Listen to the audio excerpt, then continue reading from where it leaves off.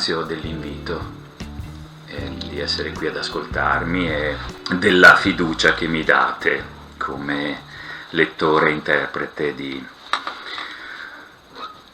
un libro così importante che mi avete concesso di leggere. Cioè vi dico qual è la situazione, penso che la conosciate, ma insomma magari qui c'è anche qualcuno, come mi è stato detto, potrebbe essere presente qualcuno che non necessariamente segue i corsi dell'università e non sa per forza qual è il criterio di questa rassegna.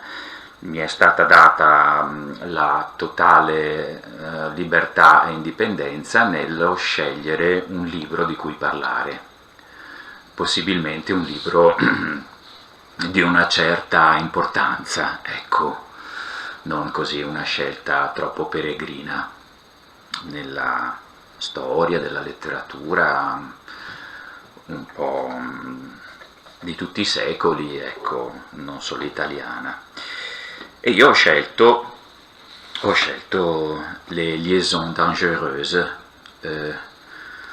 o le relazioni pericolose. È molto interessante il ritorno che ho video, perché ha uno scarto di circa 1 minuto, ho visto prima, quindi sono già in rapporto col mio passato. Allora, quindi io metto, insomma, qui espongo anche alla videocamera il libro di cui vi parlerò stasera, ecco. Bene, dunque le relazioni pericolose di Choderlos de Laclos.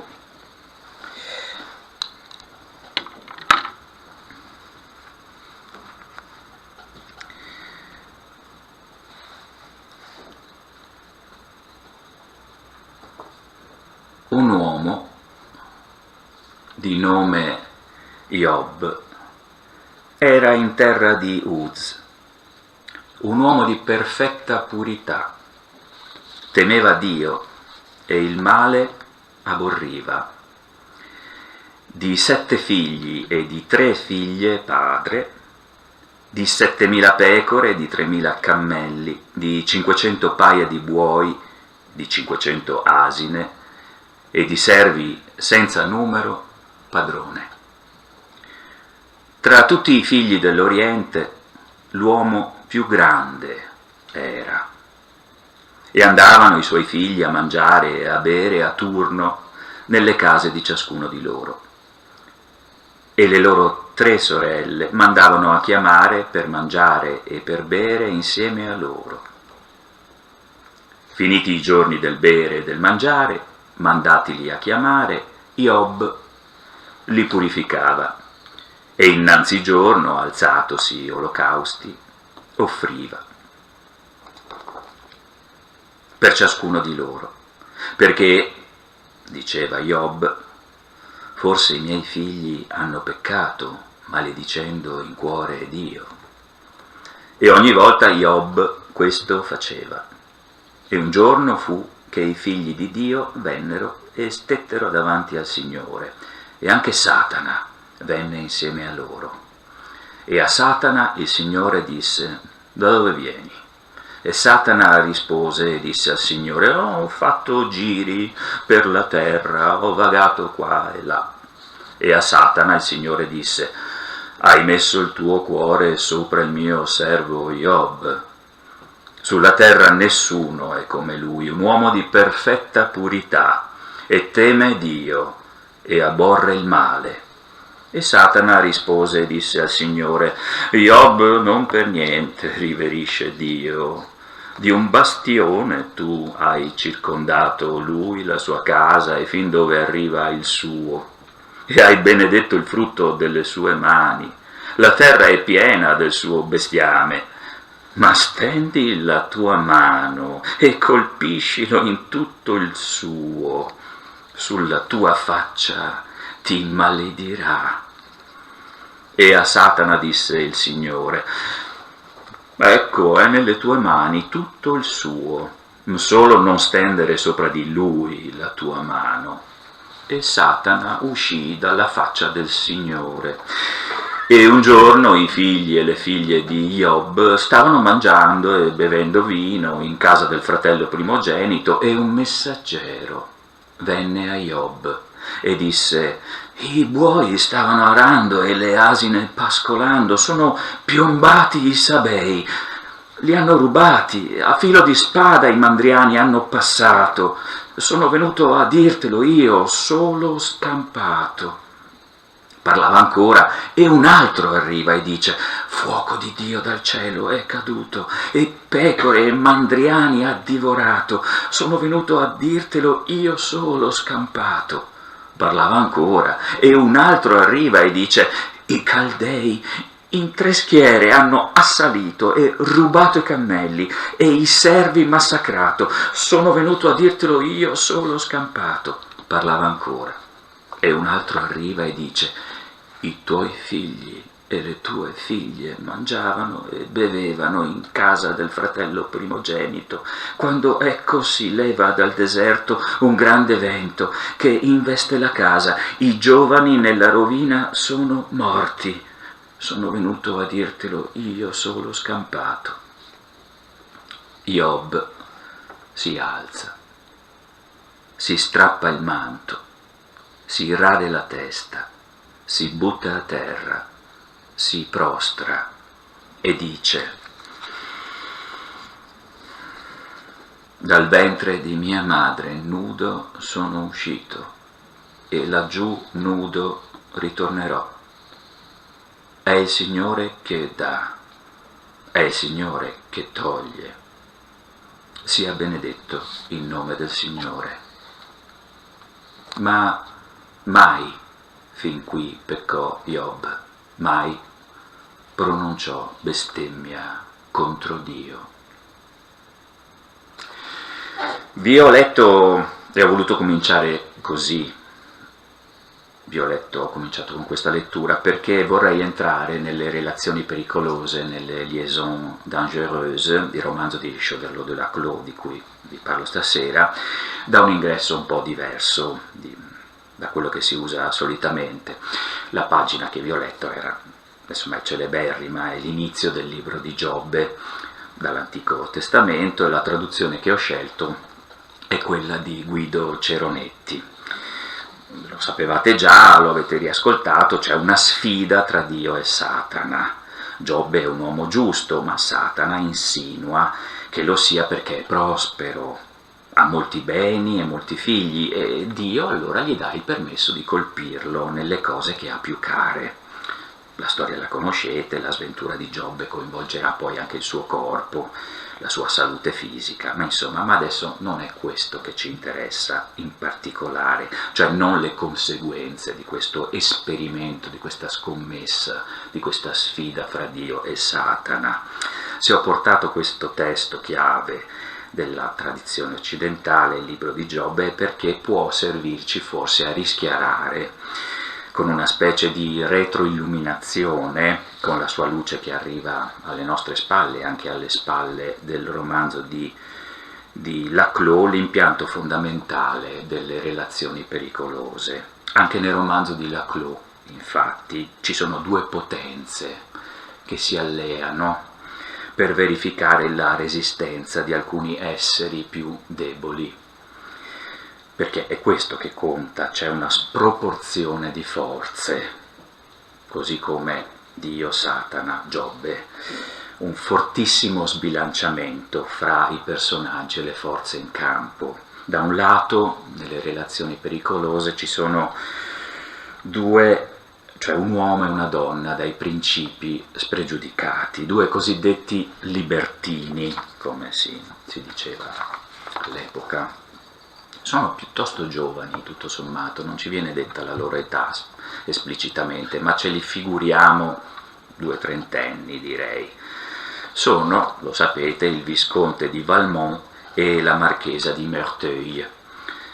Dall'altro lato, una ragazzina di nome Cécile Volanges, che ha 15 anni, e la giovane moglie di un magistrato, un diremmo oggi un presidente di corte d'appello, qualcosa di simile, che ha 22 anni, questa consorte, questa moglie, insomma, e viene tradizionalmente tradotto come la presidentessa o la presidentessa o la presidente di Tourvel, perché la carica del marito, presidente, viene anche allargata nel modo di nominarla alla moglie. Questo è lo schema fondamentale del romanzo, direi, cioè due potenti che fanno una scommessa per conquistare due persone più deboli di loro, direi, o comunque loro inferiori in qualche maniera. Detto così è un po' semplificatorio, ma concedetemelo solo all'inizio. La prima di questi due esseri inferiori in forza, in capacità di resistenza, è proprio debolissima, perché è una ragazzina, Cécile ha 15 anni, è appena uscita dal convento, insomma, non è stata cresciuta come educata, non perché fosse una monachella, ma è proprio stata educata in un convento.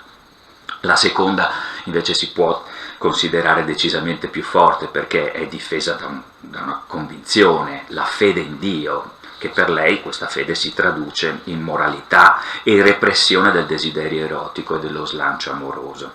Così, anche se è evidente che il corteggiamento del visconte di Valmont verso la presidentessa o presidente di Tourvel, si chiama così, no? La presidente di Tourvel, ecco, questo corteggiamento la fa innamorare, la turba, è chiarissimo, però lei cerca con tutte le forze di resistergli e ci riesce per molto tempo, e lo fa con sincerità, senza mentire a se stessa. Dove sta allora la superiorità di Valmont, che ha conquistato già molte donne nella vita, insomma, ha un'esperienza di relazioni per l'appunto molto molto varia? Ecco, dove sta la superiorità di lui su di lei? Io direi in questo: lui ha un progetto, una strategia. La sua seduzione è calcolata, capite? Non è uno slancio di innamoramento, dove diremmo noi, perdonatemi a volte, cioè, spesso mi usciranno delle espressioni un po' triviali, non si butta, diciamo così, in uno slancio amoroso, ecco. Lui sa già quali saranno le sue mosse, e in base a questo, alla sua esperienza dei comportamenti delle donne che ha già corteggiato e sedotto, può prevedere le reazioni della presidentessa. E questo è il primo motivo, ma non è il principale, uno dei motivi per cui ho deciso di parlare di questo romanzo qui stasera con voi. La manipolazione nelle relazioni pericolose si fonda la possibilità di trattare gli altri come mezzi, come elementi proprio, direi, non direi come oggetti, come elementi vivi, ma ponderabili in un certo senso, misurabili, che hanno caratteristiche ricorrenti, già sperimentate, quindi calcolabili, quindi in una qualche maniera prevedibili.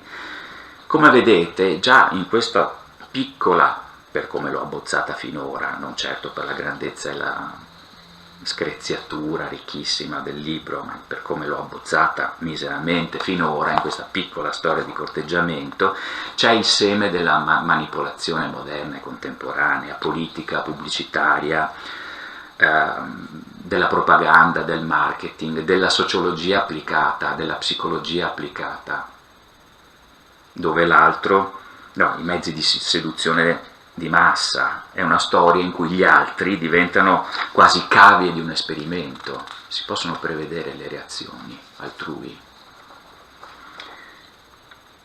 e però ci deve essere una sproporzione di forze, qualcuno che non solo conosce gli altri, ma anche ha un coinvolgimento limitato, un progetto, appunto una strategia, vuole ottenere dagli altri qualcosa. Non si pone alla pari, appunto, come un innamorato, un appassionato che si butta nell'imprevedibile.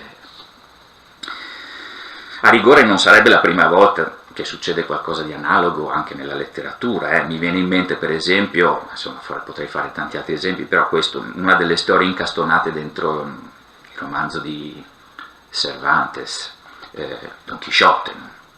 Come sapete in quel libro sono inseriti alcuni racconti,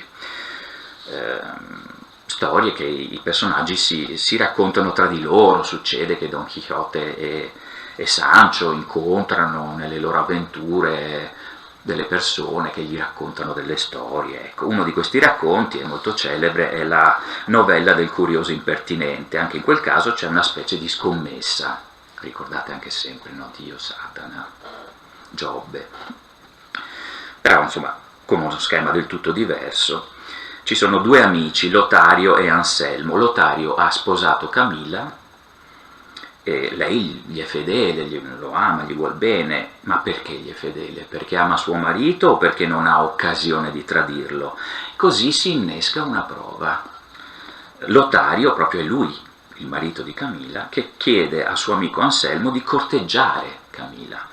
Lo sprona proprio a farlo per vedere se sua moglie si manterrà fedele. Lo schema, ripeto, in qualche maniera un'analogia, no? E anche delle somiglianze negli esiti con la storia delle relazioni pericolose, perché le conseguenze saranno catastrofiche. E come dicevo prima, secondo me dietro c'è questa luce che lo retroillumina, la luce di Giobbe, no? Della prova, della scommessa, della sfida.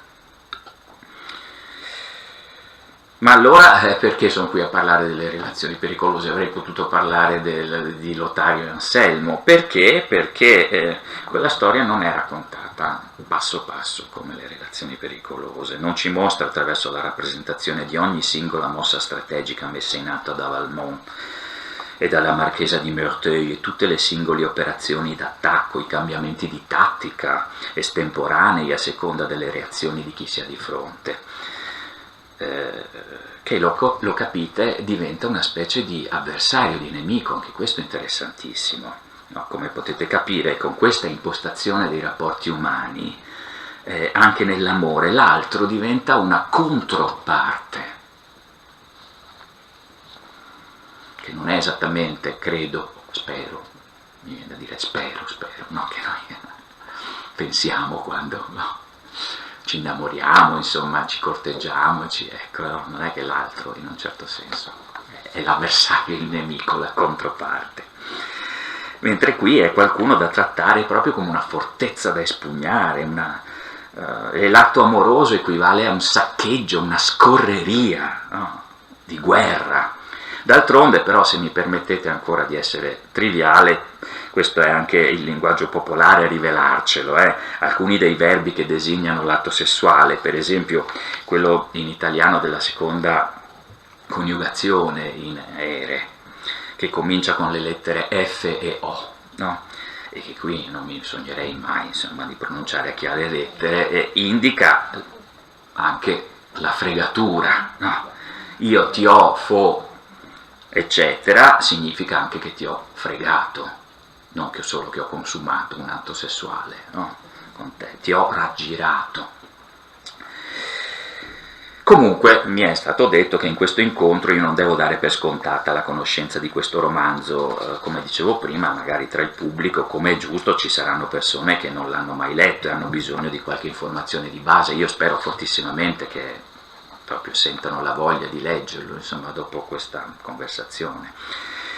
Di solito queste informazioni si danno all'inizio, lo so, si comincia con la vita dell'autore, si prosegue indicando a quale punto del suo percorso è scaturita l'opera in questione, e da lì si passa a esaminare il cosiddetto, come si dice una volta, contenuto dell'opera, o se volete, anche dato che è un romanzo, la trama, ecco. Io, come avete visto, non ho voluto fare così, però le informazioni basilari, insomma, spero di riuscire a darle un po' alla volta, disseminandole. Però intanto preferisco continuare a dirvi come mai ho scelto questo romanzo, che in un certo senso uno di questi motivi coincide con le conclusioni della mia lettura, quindi che anticipo in un certo senso. Quindi che cosa ho ricavato a fine della lettura? Non ve lo dico alla fine, appunto, ma Però, attenzione, prima non ho ancora detto una cosa fondamentalissima, questa sì, si tratta di un romanzo epistolare. E forse è il romanzo epistolare più famoso di tutti i tempi, probabilmente il romanzo più importante di tutto il Settecento francese, ma insomma queste sono anche classifiche che lasciano il tempo che trovano, chi se ne importa. Ma più importanti, fra più importanti del Settecento europeo e non solo del Settecento, ma non è questo il motivo per cui insomma l'ho scelto. È un romanzo epistolare, che cosa vuol dire? Perché i protagonisti si scrivono tra di loro, no? E noi non abbiamo altre informazioni al di fuori delle loro lettere, le ricaviamo tutte le informazioni narrative da quello che si dicono, che si scrivono fra di loro. Per la verità ci sono pochissime note, pochissime, in cui il curatore di questa, come colui che ha ricevuto questo fascio di lettere e ha deciso di pubblicarle nella finzione del romanzo, pochissime volte interviene a piedi pagina dicendo qui abbiamo perduto la risposta, qui ho deciso di interrompere la pubblicazione delle lettere di Cécile Volange alla sua amica Sophie perché non erano più interessanti, ma sono piccolissimi tocchi. Non c'è una voce fuori campo, in altri termini, che, voce fuori campo è una metafora cinematografica, che ci informi.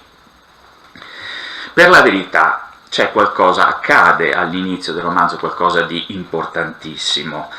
La figura di questo curatore che fa una prefazione fa precedere tutte queste lettere da una nota introduttiva che dà delle informazioni per nulla secondarie, che fanno già capire, per esempio ne scelgo solo una, la più importante, fa capire come andrà a finire la storia.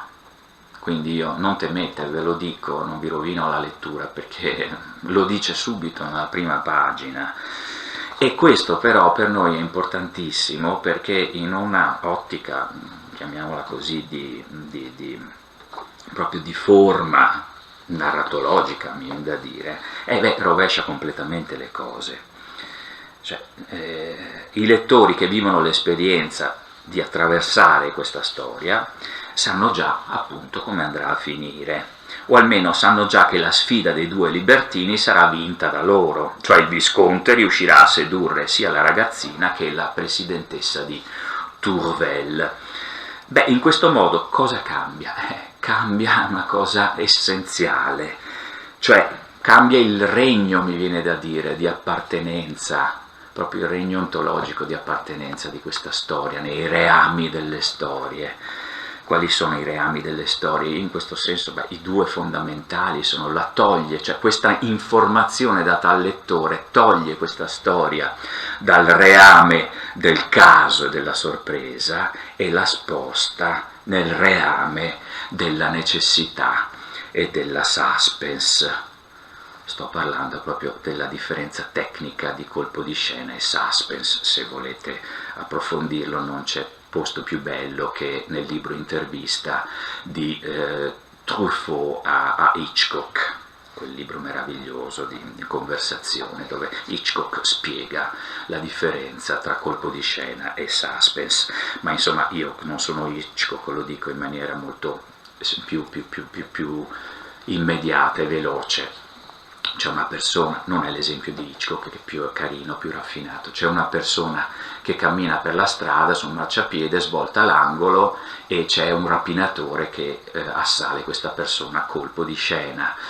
Nell'altro caso, il montaggio alternato, noi vediamo la persona che cammina sul marciapiede e vediamo anche che c'è un rapinatore che lo aspetta questa persona dietro l'angolo e sappiamo che è in agguato in attesa di assaltare questa persona e quindi questo innesca in noi una attitudine, un atteggiamento, chiamiamolo stato d'animo o attesa conoscitiva di suspense. Quindi questa è la suspense genericamente, non è no, genericamente, tecnicamente, non è appunto genericamente così un vago sentimento di tensione, questa è la suspense, quando si sa già come va a finire o come potrebbe molto probabilmente andare a finire, e quindi si vive l'angoscia della necessità, dell'inesorabilità, l'ansia, l'anx, l'ananche, no, sono bellissimi l'anc è la strettoia, no? L'ansia, l'angina, no? L'ancona, ancona, il gomito, ancona, è meravigliosa l'etimologia, ananche, necessità, la piegatura, la strettoia, no? Il anc è la radice del soffocamento in greco, cioè la stretta della necessità, non c'è, è inesorabile ciò che accade. E quindi noi leggiamo questo libro in stato, mi viene da dire, di inesorabilità. Queste due persone saranno vittima del seduttore, del Satana veterotestamentario, lo sappiamo fin da subito. Comunque ci sono tanti altri colpi di scena nel romanzo, cioè non è che succede solo questo, succedono un sacco di altre cose. E questo non è neanche secondo me il vero finale, però questa è una mia interpretazione, ve lo dirò dopo, e non è neanche il motivo principale per cui io ho deciso di parlarvi di questo libro. E allora perché la sto tirando lunga? Perché non ve lo dico subito qual è il motivo? Perché intanto, come vedete, sto disseminando un po' informazioni sul libro, ecco, senza farlo nella solita maniera, biografia dell'autore, momento, collocazione nel suo percorso letterario in cui si colloca, no, questa opera, contenuto, eccetera. Però basta, adesso vi dico perché vi sto parlando. Uno dei motivi, se non il principale, per cui ho scelto questo libro, perché Le relazioni pericolose è un esempio perfetto, secondo me, forse il più potente che io conosca, di che cos'è la letteratura, di che cosa può fare.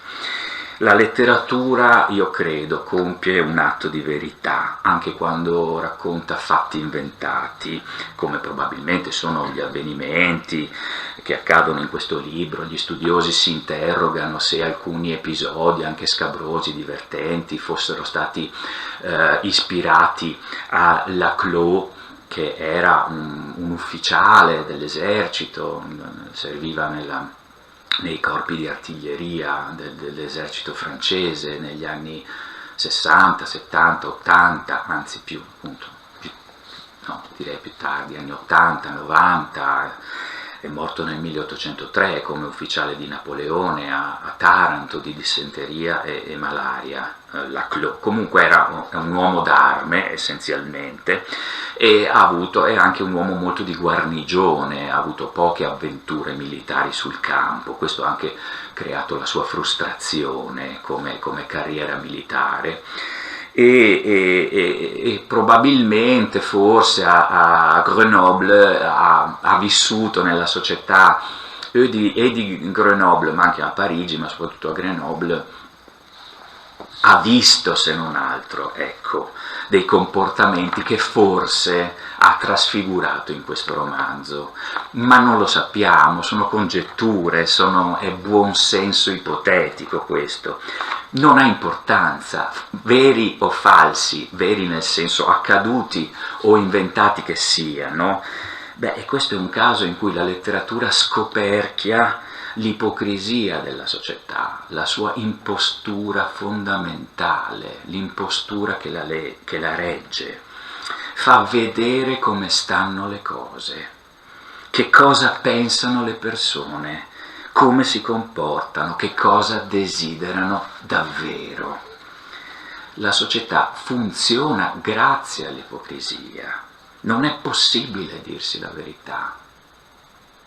Voi in questo momento state pensando di me delle cose che non mi direste mai, ed è giusto che non me le diciate, nel senso che sarebbe scortese, sarebbe maleducato, sarebbe, non lo so, è giusto che non me le diciate, anch'io sto pensando delle cose di voi, non tanto perché mi sono tolto gli occhiali per guardare i miei appunti e quindi per me voi siete delle vaghe macchie così di volti, insomma, ecco, quindi non e poi siete tutti mascherati, quindi non posso fare delle chiose ai vostri volti, così, diciamo, spietate le mie chiose, ecco, però sicuramente avrei delle cose probabilmente da dire, è umano, no? Farsi delle rappresentazioni altrui che si tengono per sé, ma noi non possiamo, semplicemente, non possiamo dirci la verità, sarebbe appunto sgradevole, imbarazzante, offensivo, irrispettoso e anche autolesionistico per chi la dice la verità.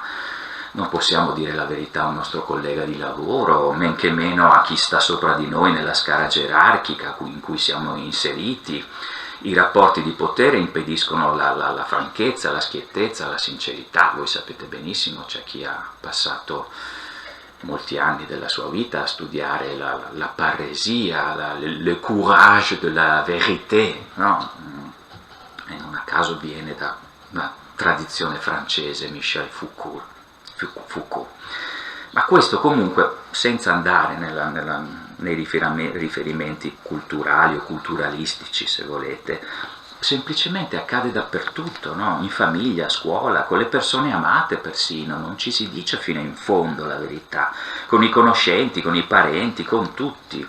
E io a volte davvero penso che la letteratura esiste proprio perché esiste l'ipocrisia. Finché ci sarà ipocrisia sociale, ci sarà letteratura. Beh, i due esempi che faccio sempre sono, concedetemeli di passaggio, sono Archiloco e Saffo. No? Il primo, lo sapete, in quel celebre epigramma racconta di aver abbandonato in battaglia un suo scudo molto prezioso. E dice, adesso se lo starà godendo uno dei nemici, il mio scudo era tutto bello, inciso, l'ho pagato tanto, però io sono vivo, che vi devo dire, sono scappato, però sono vivo. Cioè, si goda pure il mio scudo. Un'altra cosa, un altro celebre epigramma è quello di Saffo. La poetessa dice, o la poeta se lo preferite, dice sì, c'è chi dice che non c'è cosa più bella al mondo sulla terra nera, dice, della Melaneghe, no? Sulla terra nera di un esercito schierato, no? Con i cavalli, oppure di una flotta armata, che a noi suona strano, come non c'è cosa più bella di questo. Io così molto mi butto, penso di capire che per una città che funziona è bello vedere che si è riusciti a armare un esercito e a armare una flotta, il che significa che la città è prospera, la polis funziona, produce benessere, economia, sicurezza. Credo in questo senso, non come dire per un'estetica da guerrafondai, si possa sostenere che è una cosa bella vedere, no? L'esercito e la flotta. Se no dice, ma che razza di giudizio estetico è tra tutti gli esempi di bellezza. Però Saffo dice, qui sono due paroline fondamentalissime secondo me, ego de. Per me invece, io invece penso che non ci sia cosa più bella della persona che suscita desiderio. Dice proprio che suscita desiderio erotico, usa il verbo proprio dove c'è eros dentro. Quella è la cosa più bella al mondo, cioè oppone una verità personale a quella che è la verità condivisa. Allo stesso modo Archiloco dice, ma cosa stiamo qui a parlarci di eroismo, di cose, cioè ciò che conta è la sopravvivenza. Voi capite, ecco, adesso bestemmierò. Per me la letteratura comincia con Archiloco e Saffo. Occorre dire che venero Omero, occorre dirlo secondo voi? Cioè, ecco, è ovvio e superfluo che venero l'Iliade e l'Odissea, ma sono a mio parere dei poemi nazionalistici, stupendissimi, ma dove c'è una collettività che concorda, anche attraverso così il contributo collettivo degli aedi, concorda su certi valori, ma la letteratura comincia col dissenso individuale. Saffo hanno mostrato che la società tende a essere ipocrita perché si racconta storie di eroismo e di orgoglio politico, mentre la verità è che le persone hanno a cuore altre cose, cioè per esempio, in questi due esempi che vi ho fatto, la sopravvivenza personale e la passione amorosa. E questa è la verità, la dice la letteratura.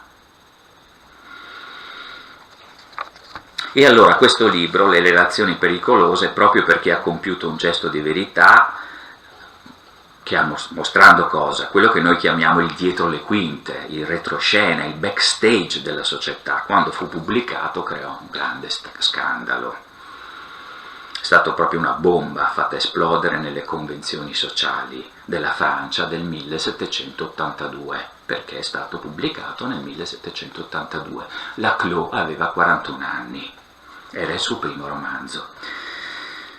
E pensate anche che questo libro è stato considerato anche uno dei precedenti letterari, culturali, atmosferici, che ha contribuito, insomma, a formare l'opinione pubblica che è andata verso la rivoluzione francese. È stato anche un interprete, insomma, abbastanza autorevole, direi, che rispondeva al nome di Charles Baudelaire, anche uno dei primi anche a leggere così Le relazioni pericolose. E quindi perché? Perché avrebbe contribuito a sostanziare quell'atteggiamento mentale di insofferenza e rivalsa, quel senso di misura colma, no? Verso l'aristocrazia, una classe ormai considerata parassitaria e deleteria per la nazione, per la Francia e anche per il progresso dell'umanità in genere. Gli studiosi fanno notare che non è proprio esattamente così, ci sono altri personaggi aristocratici nel libro che hanno degli impegni di Stato, militari, che non sono così degli oziosi, però la marchesa di Merteuil e il visconte di Valmont in effetti nel libro sono due nullafacenti che vivono di rendita, non hanno nient'altro da fare che insomma badare a questi loro intrighi. L'unico contributo alla società sembra quello veramente di, usiamo un termine un po' desueto, di corrompere, insozzare le anime per bene, delle persone per bene, senza alcun rispetto per la morale e la religione. E sono delle persone che hanno dei soldi, c'è un certo punto di passaggio, la marchesa di Merteuil dice il faut de l'argent pour être joueur et libertin, cioè per giocare d'azzardo e per essere libertini ci vogliono i soldi, non è che così, no? Solo chi è ricco può farlo. Comunque a noi non interessa, cioè non è che questa interpretazione politica ci interessa se sia attendibile o no, sia forzata. È chiaro che per noi è facile ragionare così col senno di poi, cioè mettiamo vicine due date, 1782 esce il libro, 1789, no? Ecco, data fatidica, e allora, capito, facciamo gatto gatto, cane cane, come dicono alcuni, no? Causa-effetto, cioè facile così. Però, comunque, mi interessa qualcos'altro. Le relazioni pericolose ci consegnano nelle mani un grande carteggio, uno scambio di lettere fra vari personaggi. Cominciamo anche a vedere chi sono questi personaggi. Prima di tutto la marchesa di Merteuil. Chi è? A questo punto arriva, preparatevi perché arriva il momento più bello di questo nostro incontro. Ne sono sicuro. Perché cederò la parola direttamente a lei. Vi leggerò una parte della celeberrima lettera numero 81, nella quale la marchesa di Merteuil fa uno stupendo autoritratto della sua vita, della sua formazione. È un piccolo quasi romanzo di formazione, autonarrato. Basterebbe di fatto anche questa lettera potremmo anche parlare solo di questa stasera, ma insomma. Comunque è un'autobiografia, perché illustra il senso di quello che vi dicevo, anche della distruzione dell'ipocrisia. È un'autobiografia che proprio smantella, proprio devasta l'impostura, o meglio l'ipocrisia la descrive, cioè ne descrive il funzionamento. In questo senso non credo di esagerare dicendo che la marchesa di Merteuil è davvero una protofemminista, o meglio una donna che, per meglio dire, sfruttando le condizioni ipocrite della sua epoca e non potendo smantellarle, si muove all'interno di questa epoca e delle sue convenzioni per ricavare il massimo vantaggio che può. Quindi è per la verità una criptofemminista, quindi dove il prefisso cripto indica l'essere costretti a esercitare questa funzione, questo suo agire a proprio vantaggio di nascosto. Quindi sarebbe discutibile qui, perché uno può dire: ma come, il femminismo o è politico o non è? Come fai a dire? Cioè, il femminismo deve essere politico, in che senso? Criptofemminismo non è femminismo, deve essere appunto esercitato apertamente e come tale, rivendicando delle istanze, può proporsi come realtà sostanzialmente politica. Se no, che femminismo è? Un femminismo fatto di nascosto, no? Però queste sono le condizioni storiche in cui è dato esercitarlo alla marchesa all'epoca, e come tale noi lo accettiamo e lo valorizziamo, perché la marchesa esprime una indipendenza e una lucidità che ci impressionano ancora oggi. Quindi vi leggo adesso qualche passo da questa formidabile lettera, però vi pregherei di ascoltarla anche ricordandovi così di quello che accadde a un'altra persona, qualche invenzione, però fondata, come sapete, su Suor Maria dell'Eida, che è Suor Gertrude, no? La famosissima monaca di Monza. Anche in quel caso si trattava di una ragazza vittima dell'ipocrisia della sua epoca, che è stata costretta a monacarsi, è stata condotta insomma a quel passo proprio, a prendere quella decisione, ad accettarla con delle pressioni psicologiche e dei maneggi e dei progetti manipolatori da parte di persone più potenti di lei, cioè i suoi genitori e i religiosi loro complici. Anche qui, no? Ricordatevi la dismisura, la sproporzione delle forze in campo, Dio, Satana, Giobbe. E in seguito, lo sappiamo tutti, dei Promessi Sposi, proprio la consapevolezza di avere subito una violenza sociale la porta a ribellarsi dietro le quinte. Anche qui possiamo definirla una criptofemminista, la Suor Gertrude, non lo so, comunque la sua in un certo senso è un'insurrezione individuale segreta, non aperta. Per il cattolico Manzoni questa insurrezione consiste nel compiere peccati e crimini occulti. Quindi è una fase femminista prepolitica, direi, con molti limiti, ma condizionata dall'epoca, e quindi non meno importante, direi, ai nostri occhi. Ma adesso ascoltate una parte della lettera della marchesa di Merteuil. Io ho deciso di leggervela, insomma, non non in francese, insomma così, ma in questa bella traduzione del 1933. Mi piace che suoni un po' così, con un sapore un po' d'epoca, che è di Ferdinando Palazzi e uscì nella fantastica Biblioteca Romantica, ecco, negli anni 30.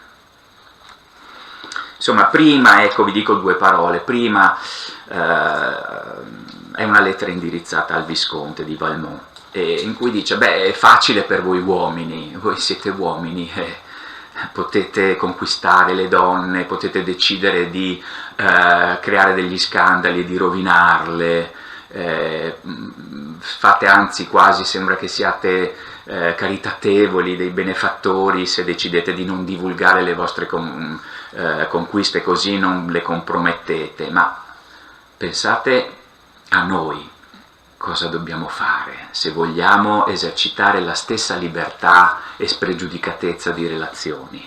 Non abbiamo la possibilità di vantarci delle nostre conquiste, perderemmo tutto, la nostra reputazione sarebbe disastrata, rovinata. E quindi pensate quanto è più difficile per noi trovare gli espedienti, le vie, le soluzioni per prendere ciò che vogliamo, per realizzare i nostri desideri, per trovare le nostre felicità. Quanta più intelligenza, prudenza, precauzione ci vuole. Insomma, prima dice questo e poi passa a raccontare come è riuscita a diventare quello che è. Sono entrata nel bel mondo che ero appena una ragazza e poi che per la mia troppo tenera età ero condannata al silenzio e all'inazione, ne ho approfittato per osservare e riflettere. Gli altri mi credevano stordita e distratta, perché io infatti ascoltavo poco i discorsi che mi facevano con tanta premura, tutta assorta com'ero a carpire i discorsi che cercavano di nascondermi.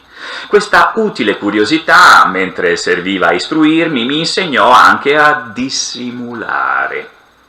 Costretta com'ero a non far capire a coloro che mi erano intorno che stavo origliando, imparai di buon'ora a manovrare i miei occhi come volevo e a fingere così quello sguardo distratto che voi tante volte mi avete lodato.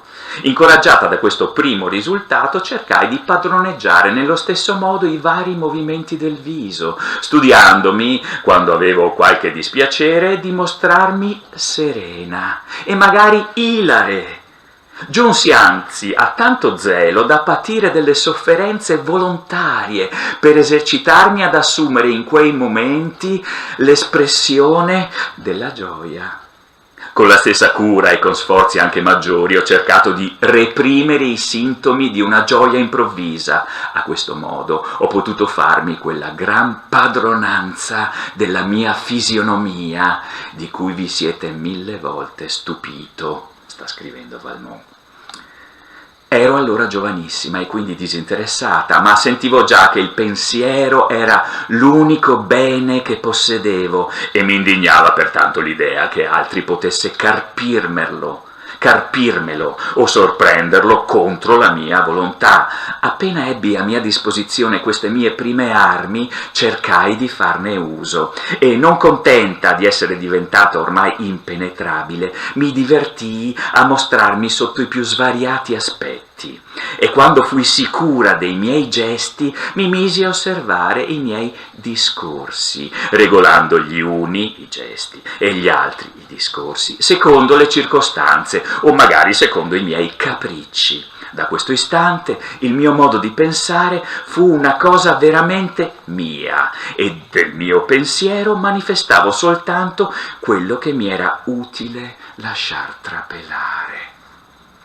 Questo lavorio che avevo compiuto dentro di me mi aveva offerto l'occasione di esaminare le espressioni dei visi e la natura delle varie fisionomie negli altri. Ne guadagnai un occhio sicuro e penetrante che poche volte mi ha ingannato di poi, sebbene l'esperienza mi abbia insegnato a non fidarmene alla cieca. Avevo appena 15 anni. E possedevo già tutte le arti dei più famosi uomini politici. Eppure ero ancora all'ABC della scienza che volevo apprendere.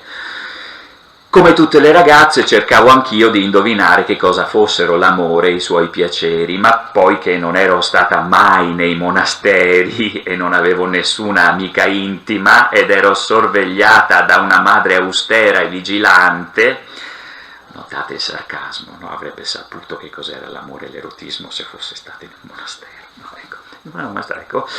Ne avevo soltanto idee vaghe che non riuscivo in nessun modo a precisare. La stessa natura di cui più tardi ho avuto sempre da lodarmi non me ne dava allora il menomo indizio, come se stesse lavorando in sordina per perfezionare l'opera sua. La mia testa invece era tutto un subbuglio, non mi importava di godere, mi bastava sapere, e il desiderio di imparare era tanto che mi suggerì un espediente. Capii che il solo uomo col quale avrei potuto parlare di queste cose senza compromettermi era il confessore. Detto, fatto. Vincendo quel po' di vergogna che potevo sentire, mi feci bella di un peccato che non avevo commesso e mi accusai di aver fatto quel che fanno tutte le donne. Tali le mie testuali parole. Ma che cosa intendessi poi di dire, non lo sapevo davvero. La mia speranza non fu soddisfatta del tutto, ma neppure delusa. La paura di tradirmi mi impedì di chiedere maggiori schiarimenti, ma siccome il buon prete si dava un gran da fare per persuadermi che si trattava d'un peccato gravissimo, e ne arguii che il piacere doveva essere immenso, e così la curiosità si cambiò in bramosia di goderlo. Con un desiderio simile, chissà dove diamine sarei potuta arrivare, e forse, inesperta com'ero, mi potevo affogare alla prima occasione, che è quello che succederà a Cécile Volanges. Se non che, per fortuna, mia madre, pochi giorni dopo, venne ad annunziarmi che mi dava marito. La certezza che ormai avrei saputo tutto calmò le mie impazienze, e pertanto arrivai vergine tra le braccia del signor di Merteuil. Anzi, ero tanto tranquilla nel momento di sapere ciò che doveva accadere che mi ci volle una buona dose di riflessione per fingere l'imbarazzo e la paura. La famosa prima notte, di cui le donne si danno di solito un'idea troppo dolce o troppo crudele, per me non fu altro che un'occasione di esperienza, e osservai ogni cosa, dolore e piacere, freddamente, con precisione, come se si trattasse di fatti da raccogliere e da meditare. Questo genere di studi cominciò presto a piacermi, ma fedele ai miei principi e sentendo forse per istinto che non dovevo mai essere sincera con nessuno, e specialmente con mio marito, mi feci vedere con lui addirittura impassibile, e ciò solo perché ero invece molto portata per quelle faccende. La mia apparente freddezza fu il fondamento incrollabile della sua cieca fiducia. E avendo io preso, a seguito di una più profonda riflessione, l'aria di una ragazza sventata che si addiceva bene alla mia età, egli mi giudicò poi sempre ingenua come una bambina, soprattutto quando gliene facevo di tutti i colori.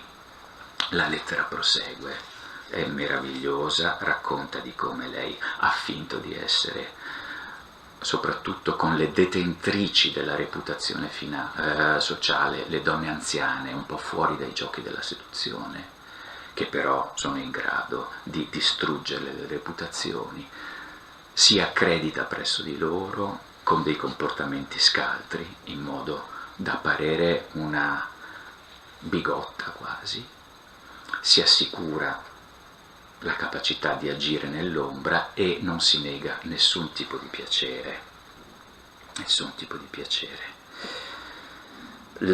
Studiavo gli usi del mondo nei romanzi, le opinioni nelle opere dei filosofi, e leggevo persino i più austeri moralisti, per sapere che diamine pretendessero da noi. Seppi così tutto ciò che si poteva fare, tutto ciò che si doveva pensare, e come bisognava far le viste di essere. Una volta stabiliti questi 3 punti, che cosa si può fare? No? Che cosa si deve pensare? Che cosa bisogna far finta, mostrare di essere? Mi accorsi che solo l'ultimo punto presentava qualche difficoltà nell'esecuzione, e sperando di vincerla mi misi a meditare come dovevo fare per riuscirci, e qui ci racconterà come ha fatto. Capite che così viene destrutturata, smantellata, proprio distrutta l'ipocrisia sociale, ne viene dichiarato il funzionamento, e come sia stato possibile per una persona sgusciare lì dentro rovesciare a proprio favore i pilastri di impostura su cui si fonda un sistema sociale. Nella sua vita è fondamentale fingere, dissimulare, fare in modo che nessuno possa capire cosa pensa, cosa fa. E poi c'è una precauzione che vi segnalo. Queste precauzioni è quella soprattutto di non scrivere mai, di non lasciare dietro di me nessuna prova della mia disfatta, precauzioni che ad altri potrebbero sembrare persino esagerate, a me non sono sembrate invece mai bastanti. È contraddittorio perché sta raccontando chi è, non sta scrivendo, sta lasciando traccia, no? Ma teniamolo per dopo.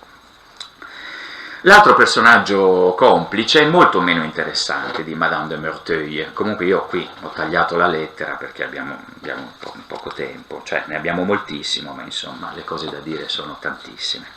L'altro personaggio, suo complice, è molto meno interessante, sono quei motivi per un altro, che è un uomo, un maschio, no? Agisce più liberamente, i suoi espedienti sono più avventurosi, se volete, cioè più clamorosi, ma meno intelligenti, meno geniali.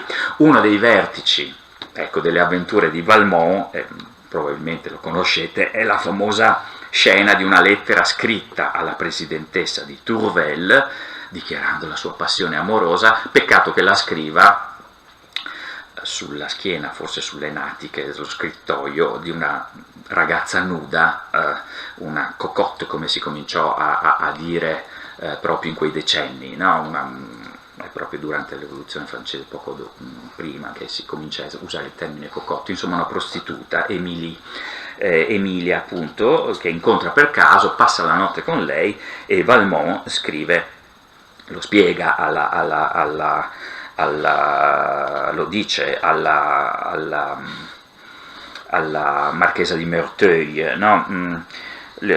Che Emilia ha fatto da scrittoio fisicamente per una lettera che ho scritto alla mia bella devota, alla pia religiosa, nel senso timorata di Dio, la presidentessa di Tourvel, perché mi è parso un pensierino gentile di scriverle dal letto e tra le braccia di una ragazza di mondo, cioè una prostituta. Una lettera che è stata persino interrotta da una infedeltà in piena regola, quindi mentre scriveva questa lettera appassionata, così, d'amore, per corteggiare la presidentessa o la presidenta di Tourvel, ha anche rifatto l'amore con Emilia, e nella quale, con parole ambigue a doppio senso, le racconta ogni cosa, facendo finta di raccontare l'altro, le dice la verità, ma con i doppi sensi.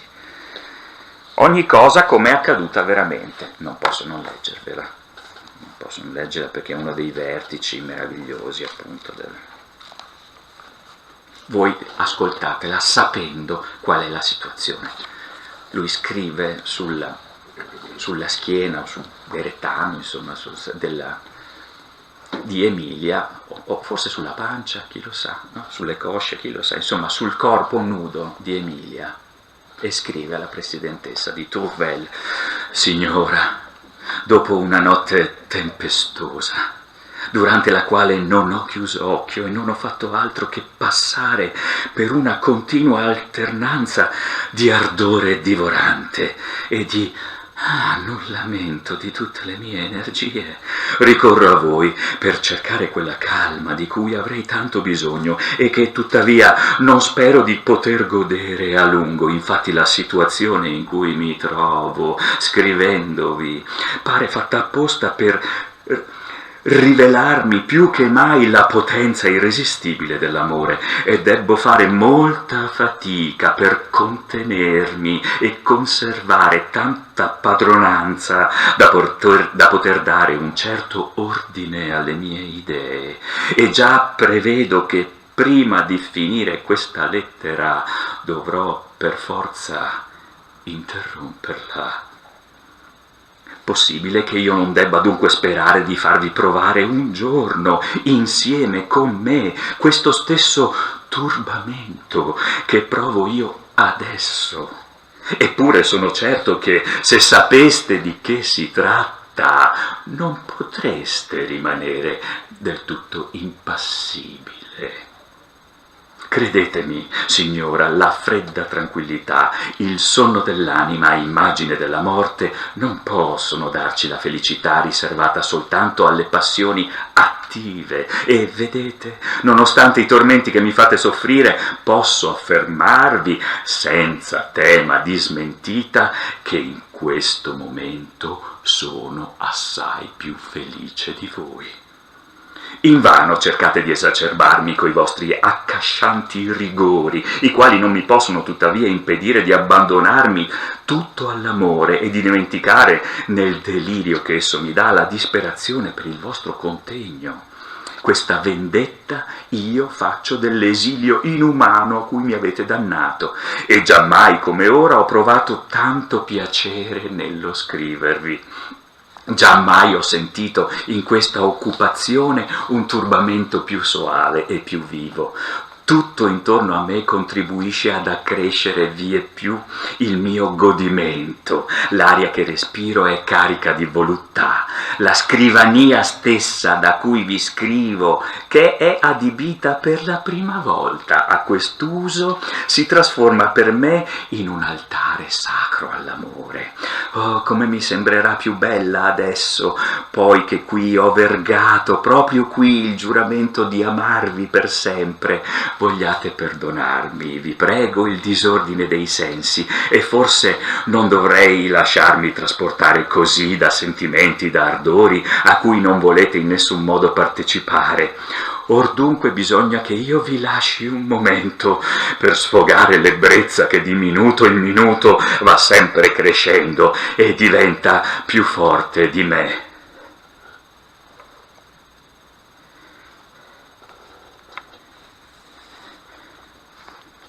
Torno a voi, signora, e sebbene vi torni sempre con la stessa premura, tuttavia il sentimento di benessere che dianzi provavo è fuggito ormai lungi da me, lasciando il posto a quello delle più crudeli privazioni. Ma che mi giova a parlarvi dei miei sentimenti, da poi che cerco invano il mezzo di convincervi. Dopo tanti sforzi reiterati, ohimè, la fiducia e le forze mi vengono meno. E se vado ancora immaginando i piaceri dell'amore, non riesco che a sentire più forte il rammarico di non poterne godere più. Non ho altro scampo ormai che nella vostra indulgenza, e in quest'istante mi è troppo preziosa perché io possa sperare di ottenerla. Tuttavia il mio amore non è stato mai altrettanto rispettoso e quasi incapace di offendervi, anzi oso dirvi che è tale che la più severa virtù non potrebbe averne paura, se non che mi avvedo che io stesso ho paura di parlarvi ancora dell'immensa pena che provo, sicuro come sono che voi, che pur ne siete cagione, non la volete condividere. Non mi è lecito abusare più oltre della vostra bontà, come ne abuserei se impiegassi altro tempo a dipingervene il vivo doloroso spettacolo. Vi scongiuro dunque solo di rispondermi e di non dubitare mai della sincerità dei miei sentimenti. Capolavoro di perfidia, di doppio senso, di ipocrisia, questa lettera, e anche grandissimo godimento del lettore che sghignazza, insomma, sapendo qual è la situazione in cui viene scritta.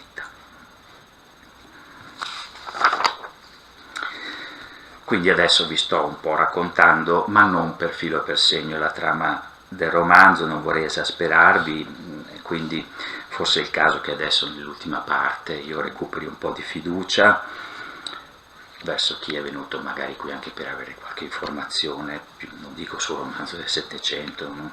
Ma almeno su questo libro. Però è anche vero che le informazioni dell'autore, scusatemi, anche le trovate facilmente, ma anche in questo momento, voglio dire, cioè mentre mi ascoltate, se guardate in rete la voce enciclopedica digitale, insomma, no? C'è in Wikipedia, sull'uscio dell'Odelaclo, chi era quest'uomo, che faceva nella vita? Vi ho dato qualche cenno, ma proprio un biografico minuscolo su Laclos. L'importante è sapere che le relazioni pericolose sono il suo unico exploit. La carriera letteraria di Laclos pare ai nostri occhi quasi un risarcimento, un tentativo così di rifarsi delle frustrazioni anche della sua carriera militare, almeno a quell'altezza negli anni 70-80, poi appunto avrà anche ruoli importanti durante la rivoluzione francese, rischierà la ghigliottina, ma insomma ecco, ma non interessa il fatto che avesse tentato la via della poesia, della satira, del teatro con un fiasco che era l'Ernestine, se ricordo bene, do malissimo, e quest'opera è veramente inspiegabile perché è l'unico libro di fatto che ha scritto, sì, ha scritto anche un trattato importante sull'educazione, l'education de la femme, dove appunto dice l'innocenza non coincide con l'ignoranza, sbagliamo a pensare che le donne debbano essere tenute all'oscuro delle cose scabrose, perché bisogna fornirle di strumenti, di mezzi, di conoscenza del male, altrimenti al primo libertino che passa, come fanno a difendersi, no? Per esempio, e quindi alcuni leggono questo romanzo anche con intenti moralistici da parte dell'autore, ma insomma non perdiamoci in queste cose, ci importi sapere che questo è veramente un unicum, un exploit, non ci si spiega come questo capolavoro, come appunto insomma, scusate il paragone liceale un po' banale, insomma, proprio nasce Atena armata dalla mente di Giove, insomma, no? Cioè, viene fuori questo capolavoro assoluto senza così, delle prove letterarie, narrative, sì. Vabbè. Comunque ci sono i libertini, ci sono altri personaggi, la giovane Cécile, quindicenne, uscita dal convento dove ha ricevuto la sua istruzione, che però è manchevole, no? È stata promessa ufficialmente in sposa a un uomo piuttosto maturo, insomma più grande di lei, Gercourt, che le promette una sistemazione sociale buona, per cui la madre, Madame de Volanges, la promette in sposa a Gercourt, però Cécile si innamora di Danceny, un ventenne che non ha la stessa disponibilità di reddito, di entrate, e quindi questo amore viene contrastato, e quindi è un amore romantico, pre-romantico, non c'è sentimentale, ecco, un po' veramente da comédie larmoyante. Ma questo che ci interessa a noi è che la marchesa di Merteuil manipola l'amore di Cécile e di Danceny, chiedendo a Valmont di agevolarlo, di fare in modo che questi due ragazzi, un ventenne e una quindicenne, si trovino e abbiano il modo anche di consumare poi questo amore. Perché? Perché vuole far sì che Cécile arrivi al matrimonio con Gercourt già esperta di cose erotiche.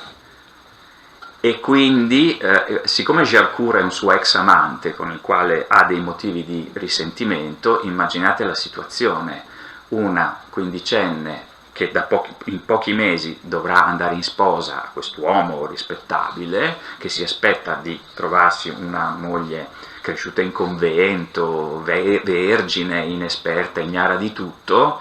Beh, Valmont la addestra alle cose più scabrose, più oscene, le insegna il lessico più sboccato, facendole credere che si tratti di qualcosa di innocente e naturale. E quindi immaginate il progetto perverso di preparare, impacchettare, confezionare una ragazza, per i parametri etici dell'epoca, corrotta, da porgere, insomma, immaginate, non so, ecco, visto che è stata nominata prima, la prima notte che viene confezionata, no, a Gercourt, che mogliettina gli viene preparata, no? E questo è la perfido progetto di Madame de Merteuil per vendicarsi di un suo ex amante. Quindi questo è il progetto su Cécile. Però appunto noi leggiamo anche il carteggio fra Cécile e Danceny, che sembra così preromantico, ma è come un atollo tenuto su galleggiante sul perfido progetto manipolatorio che Madame de Merteuil e Valmont hanno su di loro. Quindi capite quanto viene cinicamente corrotto tutto, anche questa zona di autenticità, di sentimento, di effusione passionale di questi due ragazzi è, scusate il termine, inficiato, no? Cioè è messo in discussione nella sua autenticità perché è prodotto da questo progetto. E questo è terribile perché getta un'ombra di sospetto, di dubbio su qualunque scambio romantico, su qualunque manifestazione di autenticità umana. Che progetto, vuoi economico, vuoi sociale, vuoi manipolatorio, propagandistico, c'è sotto l'autenticità? Quali sono i master of the fiction, no? I padroni che muovono le leve dell'autenticità? Esiste l'autenticità, ma non solo nel senso come noi la mettiamo in discussione, è possibile essere sinceri, autentici, spogliarsi dei propri pregiudizi, ma dietro, diciamo, che complotto c'è che rende possibile questo scambio fra di loro, no? Dietro questa dolcezza, tenerezza, ingenuità delle lettere d'amore fra Danceny e Cécile, c'è Valmont che consegna le lettere, che rende possibile gli incontri, che vuole, no? Che spinge Danceny verso Cécile e spinge, e poi appunto anche Madame de Merteuil, poi spinge Danceny, lo incontra, lo seduce anche lei, tra l'altro. Ecco. Il patto tra i due è anche, loro sono amanti, sono stati amanti anche Valmont e Madame de Merteuil, quindi pare che vogliano ricongiungersi, che si desiderino, però appunto Madame de Merteuil dice: io ho voglia di rivederti, Valmont, no? Ho voglia di tornare, insomma, sull'ottomana con te, però prima tu devi sedurre Cécile e devi mostrarmi che ce l'hai fatta con la presidentessa, cioè che è una difficile da sedurre, no? Quindi il premio sarò io.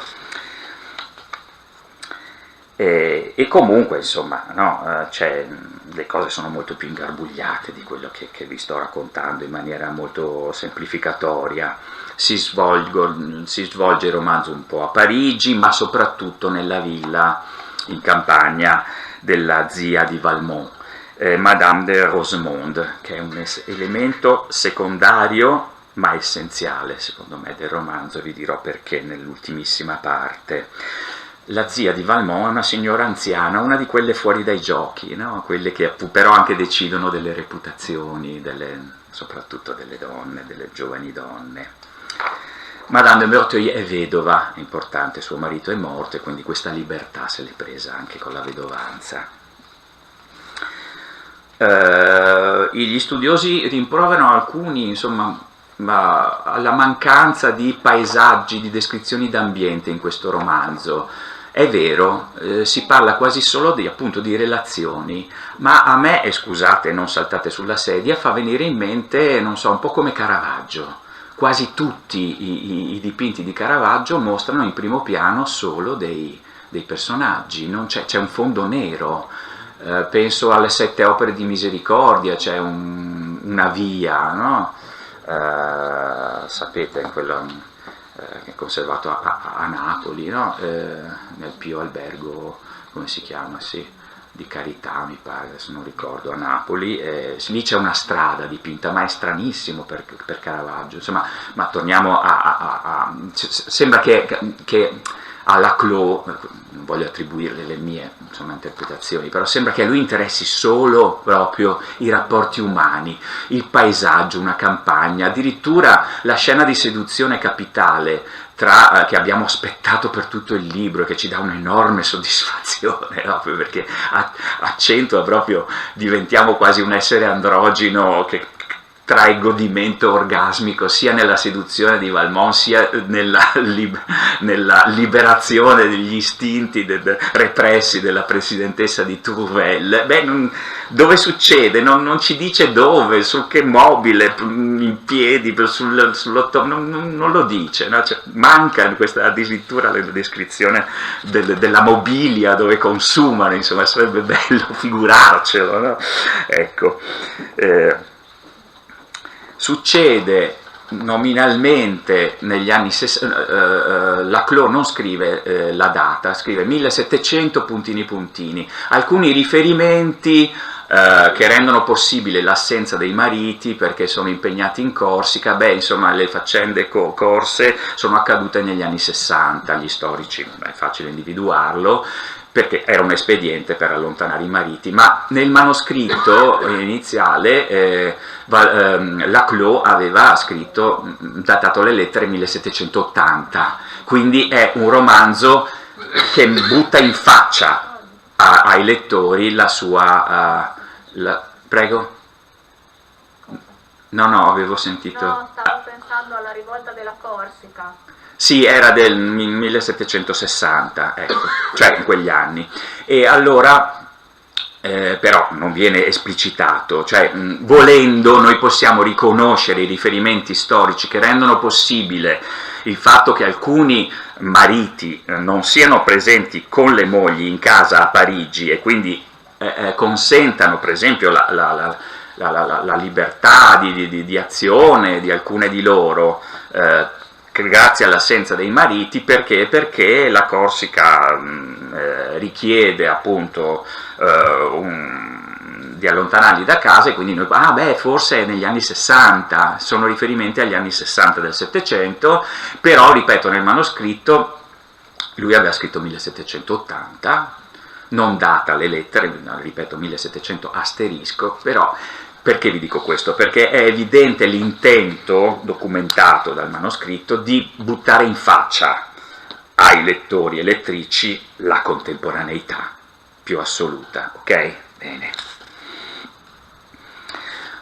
Colpi di scena ce ne sono, certo. Il progetto di Valmont in un certo senso fallisce, perché cioè lui seduce sì la presidentessa di Tourvel, e però si innamora di lei, e quindi non è così padrone del suo progetto, e da lì le cose vanno a scatafascio, perché Madame de Merteuil esige, forse gelosa di lui, che lui rompa questa relazione e sacrifichi sull'altare del loro ricongiungimento amoroso carnale, insomma, di Madame de Merteuil e di Valmont, esige che lui allontani, sacrifichi e abbandoni, tagli proprio con la presidentessa di Tourvel, e anzi le consegni un biglietto dettato da lei, la terza lettera brevissima, che è la terza brano letterario più famoso, insomma, di questo libro, che è terribile, ed è una lettera assassina che porta letteralmente alla morte fisica della presidentessa di Tourvel.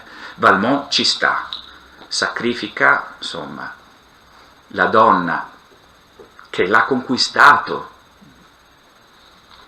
no? Questa donna, se volete anche bigotta, però sincera, per cui è tutto grave, tragico, l'amore non ha compromessi, non è contraddittorio, non si può fingere. Se io cedo con tutta me stessa e sono tua, no? E questa ha un senso grave della vita, serio della vita, no? E Valmont, sentite cosa le consegna. Tutto finisce per venire a noia, angelo mio, è una legge di natura, non è colpa mia. Se perciò mi sono seccato adesso di un'avventura che mi ha tenuto impegnato per 4 lunghissimi mesi, non è colpa mia. Se per esempio il mio amore è stato uguale a dir molto alla tua virtù, non c'è meravigliarsi, da meravigliarsi che l'uno sia finito, l'amore, quando è finita l'altra, la virtù, cioè quando hai ceduto, il mio amore è finito, non è colpa mia. la famosa lettera ritornello, perché se c'est pas ma faute, no, non è colpa mia. Ne consegue che già da qualche tempo io ti ho ingannata, ma bisogna anche dire che la tua spietata tenerezza mi ci ha in un certo modo costretto, e però non è colpa mia. Oggi una donna che amo disperatamente vuole che io ti sacrifichi a lei, e non è colpa mia. Capisco di offrirti una bella occasione per gridare al tradimento, ma se la natura ha voluto accordare agli uomini la sola costanza, mentre dava alle donne l'ostinazione, non è colpa mia. Dammi retta, cara, scegliti un altro cavaliere, come io mi sono fatto un'altra amante. Il consiglio è buono, anzi eccellente, e se non vorrai seguirlo, non è colpa mia. Addio, angelo mio, ti ho presa con piacere. Ti lascio senza rimpianto. Forse un giorno ci ritroveremo, e così va il mondo, non è colpa mia. Queste parole gliele ha scritte Madame de Merteuil. Le ha scritte a Valmont, e Valmont le ha recapitate, ricopiate di suo pugno alla presidentessa di Tourvel. Immaginate una donna che per mesi, fra 1000 tormenti, fra 1000 resistenze, denegazioni, repressioni, era riuscita, no, a farsi davvero un bastione contro questo assalto, e ci ha ceduto, gli ha dato il cuore, come si suol dire. Si ammala, impazzisce, deperisce, muore, proprio crolla. Ecco, vado all'ultima parte. C'è qualcosa che non vi ho detto, vi avevo promesso, c'era un altro motivo per cui ho scelto di parlare di questo romanzo, direi che è quello principale, il più forte, il più potente. Dunque, questo romanzo ha un altro protagonista, il medium, cioè il mezzo, la sostanza, non tanto la forma. Che cos'è? Il medium comunicativo, l'epistolografia, le lettere stesse, che sono oggetti concreti, e questo potrei enumerarvi, ma no, non voglio, ho già parlato troppissimo. Entrano tanto come oggetti concreti le lettere, sono proprio dei proiettili, non solo perché, come appunto nelle lettere succede tanto nel Settecento, viene descritto l'inchiostro bagnato dalle lacrime, no? Sentiamo che c'è la carta, viene fatto riferimento proprio all'oggetto lettera, ma perché le parole sono gesti, sono azioni, non solo atti linguistici. Con una lettera si può uccidere con una lettera, no? Si mescolano, si intrecciano con le esperienze umane, con la vita, si bagnano di lacrime, si scrivono sulle schiene nude, no? Interagiscono con le esperienze umane, no? Si lasciano cadere di nascosto per farsi raccogliere, no? Perché sono lettere clandestine, si nascondono sulle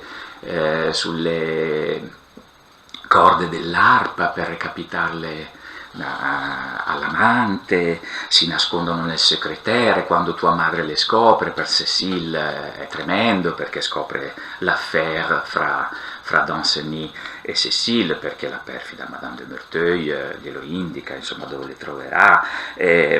Insomma, è proprio quello che succede alla fine. Madame de Merteuil, insomma, siccome fra i due libertini non si trova un accordo, e insomma cresce questa insofferenza, ansia di vendetta, insoddisfazione, si rimproverano torti l'un l'altro di non aver rispettato i patti, di non essere stati fedeli alle promesse. È quello che rimprovera Madame de Merteuil, è quello che rivendica Valmont a lei. Insomma, tra di loro alla guerre, e alla guerre come alla guerre qui è nella divulgazione. Ve lo ricordate la precauzione? Mai scrivere. Valmont fa sapere chi è veramente Madame de Merteuil, con le lettere che vi ho letto e con altre in cui svela alcuni suoi intrighi. E Madame de Merteuil dà a Danceny le lettere in cui Valmont si vanta di avere sedotto Cécile. Quindi Danceny, che pensava di avere un amico che l'aveva aiutato, un alleato a sedurre, insomma, a incontrare di nascosto Cécile, dice: ma come ma questo è un perfido, sleale, malvagio nemico che mentre mi aiutava a incontrare Cécile, così faceva tanto l'amico, intanto se la portava a letto, no? E tutta la società parigina, potete immaginare, scopre, no? Che questa quella che sembrava l'impeccabile, l'irreprensibile vedova era un abisso di nequizie, no? Come si suol. E Madame de Merteuil è rovinata da questo, nella sua reputazione e anche nelle sue sostanze, perché e qui ci sarebbe da dire, ma non mi dilungo perché ci vorrebbero almeno altri 10 minuti, mi preme un'altra cosa fondamentalissima che è la vera ragione per cui vi ho parlato anche di questo libro, però non posso non dirvi che Madame de Merteuil, oltre a essere, diciamo, espulsa dalla società, ma lei con la sua nonchalance viene anche rappresentata, se ricordo bene, in un foyer di un teatro dove tutti gli altri la schifano, la guardano, la evitano, ma lei è indifferente, sapete, no? Con quell'indistruttibile autoformazione di ferro che si è fatta, che avete assaggiato dalla sua lettera, che è una sorta di romanzo di formazione e di self-made woman, mi viene da dire, beh, potete immaginare quanto lei fosse in grado di reggere a qualunque disprezzo. Però invece aveva un processo molto importante e lo perde quasi tutte le sue sostanze e contrae il vaiolo, viene sfigurata orribilmente, la descrivono come repellente e alcuni, non Laclos lo fa dire a un personaggio, dice, la sua anima le è affiorata in volto, no? Quasi come noi dopo pensiamo ovviamente a Dorian Gray, no? E perde un occhio addirittura, sfigurata dal vaiolo, e fugge in Olanda, si porta via, ruba insomma dei diamanti che non le apparterrebbero, che sarebbero di un lascito di suo marito. Ma insomma, tra l'altro questo è un finale molto discusso, sembra posticcio, dice sì vabbè è punita, però è casuale che abbia perso il processo, è casuale che una prenda il vaiolo, cos'è, punita dalla provvidenza come Don Rodrigo, no? Nei Promessi Sposi, no? Vabbè, però non è la conseguenza dei suoi atti, no? Cioè il fatto che prenda il vaiolo non è mica perché è stata malvagia. Però insomma non affrontiamo questo aspetto, forse nel processo può aver deposto a suo sfavore il fatto che sia ormai notoriamente una persona pubblicamente svelata nella sua malvagità, nella sua immoralità. È chiaro che un giudice può anche essere mal disposto, no? A me viene in mente Meursault, no? Vi ricordate nello Straniero? Che sembra, uno legge il libro e dice ma pare che i giudici l'abbiano condannato più perché è andato a letto con una sua amica il giorno del funerale di sua madre, che sembra quasi più grave del fatto che abbia ucciso così un po' senza motivo un arabo sulla spiaggia, no? Sembra che sia quello la sua colpa grave che viene fuori dal dibattimento processuale, no? Quindi depone a sfavore, no? Quindi il fatto, però lasciamo perdere. Che cos'è questo libro? È un carteggio. Chi ce l'ha in mano? Noi. Ma c'è qualcun altro che ce l'ha in mano nel romanzo stesso. Dopo tutte le cose che vi ho detto. Valmont ne paga le conseguenze carissime, perché viene ucciso a duello da Danceny, che ovviamente, avendo scoperto che cosa gli ha combinato dietro le spalle Valmont, non può non sfidarlo a duello e lo uccide nel suo impeto giovanile, anche se è meno esperto di lui, lo trapassa con la spada. Bene, e sì, mi pare sia un duello a spade, non con le pistole. Comunque, poi Danceny fugge e c'è queste lettere per varie combinazioni. Questi carteggi diversi vengono riuniti e dati in mano tutti a una sola persona, quella che avevo definito, e lo è sicuramente, un personaggio secondario, ma per me decisivo. E questo è, secondo me, il vero finale, di cui mi pare nessuno parli mai, che sembra un epilogo secondario. Succede questo: anche Cécile, di fronte a quello che le è successo, è devastata e decide di andare in convento, di chiudersi in convento, ma di lei non si sa veramente perché a saperlo è solo Danceny, che ha ricevuto il carteggio di Valmont da Madame de Merteuil. Quindi che cosa ha combinato Cécile? Lo sa Cécile, lo sa Danceny, lo sa Valmont e lo sa Madame de Merteuil, ma la società non lo sa. Ma Sophie si ritiene distrutta e pensa che la sua vita a 15 anni debba proseguire per sempre in convento. La madre è sconcertata. Devo credere a questa vocazione. E chiede consiglio a Madame de Rosemonde, la zia di Valmont, che ha ricevuto tutto il carteggio, tutto il dossier, tutti gli atti processuali di questa storia, che come noi ha in mano le relazioni pericolose, dalla prima all'ultima lettera. La madre di Cécile le chiede: Madame, aiutatemi a prendere una risoluzione, cosa devo fare con mia figlia? Questa vuole chiudersi in convento, perché la devo lasciare prendere questa decisione? Che devo fare? Datemi una parola, un consiglio. Le due nel libro si parlano, si scrivono, per quello, no? Non è improvvisata questa corrispondenza tra la madre di Cécile e la zia di Valmont, presso la quale Cécile è stata nella villa dove si è consumato appunto Valmont, ha sedotto Cécile anche in questa villa, eccetera, eccetera. Quindi no, ecco, era la villa dove gran parte del romanzo, anche buona parte, si svolge. Ecco, quindi la zia di Valmont si ritrova a dover emettere una sentenza. Quindi noi che cosa abbiamo letto alla fine? Abbiamo letto gli atti processuali che hanno prodotto il destino di uno dei personaggi. Uno potrebbe dire, beh no, attenzione, hanno prodotto anche il destino degli altri. Sì, ma l'hanno prodotto nella società, nel senso che la divulgazione delle lettere con le malefatte di Madame de Merteuil hanno prodotto la rovina nella società.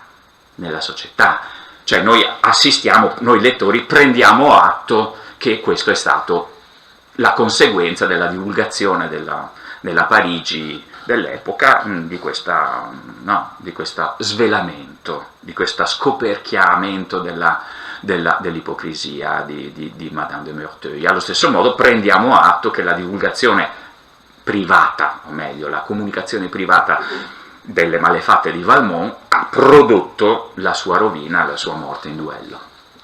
Ne prendiamo atto. Ma qui la cosa è ben diversa, lo capite?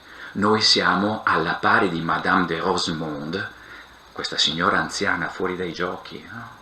Che non partecipa di questo vortice di seduzioni, di attacchi, di assalti, di resistenze, di desideri, di imposture.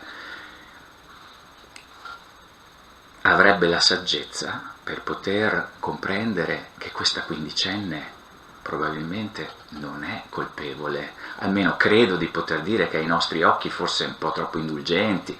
Ne abbiamo viste e ce ne hanno insegnate tante, insomma, non solo gli psicologi, cioè non è che ci voglia per forza essere venuti dopo Freud, insomma, per appunto bastava forse aver letto Giobbe, no? Per capire che una quindicenne che esce dal convento senza saper nulla della vita, te la mangi veramente a colazione, come si suol dire, no? Eppure Madame de Rosemonde tace e la madre di Cécile dice: apprendo che dal vostro silenzio mia figlia deve aver fatto qualcosa di talmente, cioè ne ricavo da questa vostra reticenza. E Madame de Rosemonde prima le ha detto: guardate, non chiedetemi niente di questa vicenda, no? Meglio che su questa cosa si stenda un eterno oblio. Tra l'altro una stupenda anche ironia, no? Di Laclos, come dice, che invece sta squadernando a tutto l'universo. Vi dicevo che mi sarebbero venute delle trivialità col cavolo, che io questo lo nascondo, dice Laclos, questo va saputo da tutti, no? Questa è la verità dei rapporti umani, delle relazioni, del loro pericolo. E quindi voi capite l'esperienza etica che fa un lettore o una lettrice. Questo romanzo, oltre a produrre morti, sfiguramenti, disperazioni, separazioni, la morte della presidentessa di Tourvel, la morte di Valmont, la fuga in Olanda, la fine del destino della carriera di una libertina, diremmo noi, no? Della Rake's Progress, no? E la fine di questa, oltre appunto a produrre questi destini, questa documentazione, capito? Il dossier, gli atti processuali della carta che abbiamo, questa roba qua, proprio, questo ammasso di carta che noi abbiamo letto, ha prodotto il destino, forse dell'unica, perdonatemi così, insomma, l'ingenuità con cui lo dico, creatura innocente, non colpevole.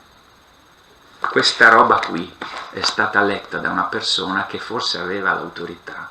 In base a questa documentazione, Maurizio Ferraris direbbe, no, documanità, cioè quella documentalità che produce umanità, che produce conseguenze vitali, esistenziali nei rapporti di potere sociali, le tracce, no, che l'umanità lascia, e documentandosi non vanno solo così nell'archivio memoriale, ma producono umanità, conseguenza. La documanità di questo libro produce il destino di Cécile, e noi siamo, come posso dire, scopriamo alla fine del libro di essere stati fianco a fianco di Madame de Rosemonde, noi magari un po' così cinicamente, divertitamente, anche deliziati dalle nefandezze, oppure dipende dai punti di vista morali o moralistici, orripilati dai comportamenti di questi libertini,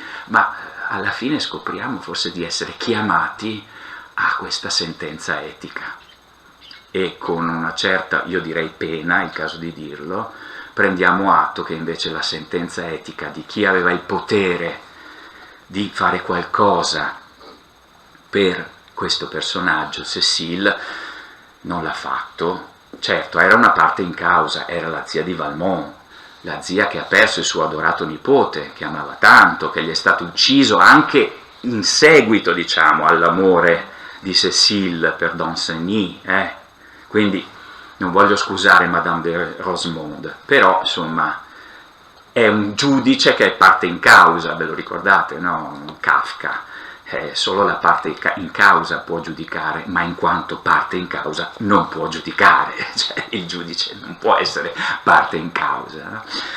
Madame de Rosemonde in un certo senso è parte in causa, ed è però chiamata a essere giudice a un certo punto, no? Dalla storia stessa di questa storia, e ne è giudice non tanto perché l'ha vista, ma perché ha letto il dietro le quinte. Questa è l'esperienza etica, direi incommensurabile, non ne conosco paragoni, insomma, nella storia della letteratura. Per questo, insomma, io ho deciso stasera di parlarvi di questo libro.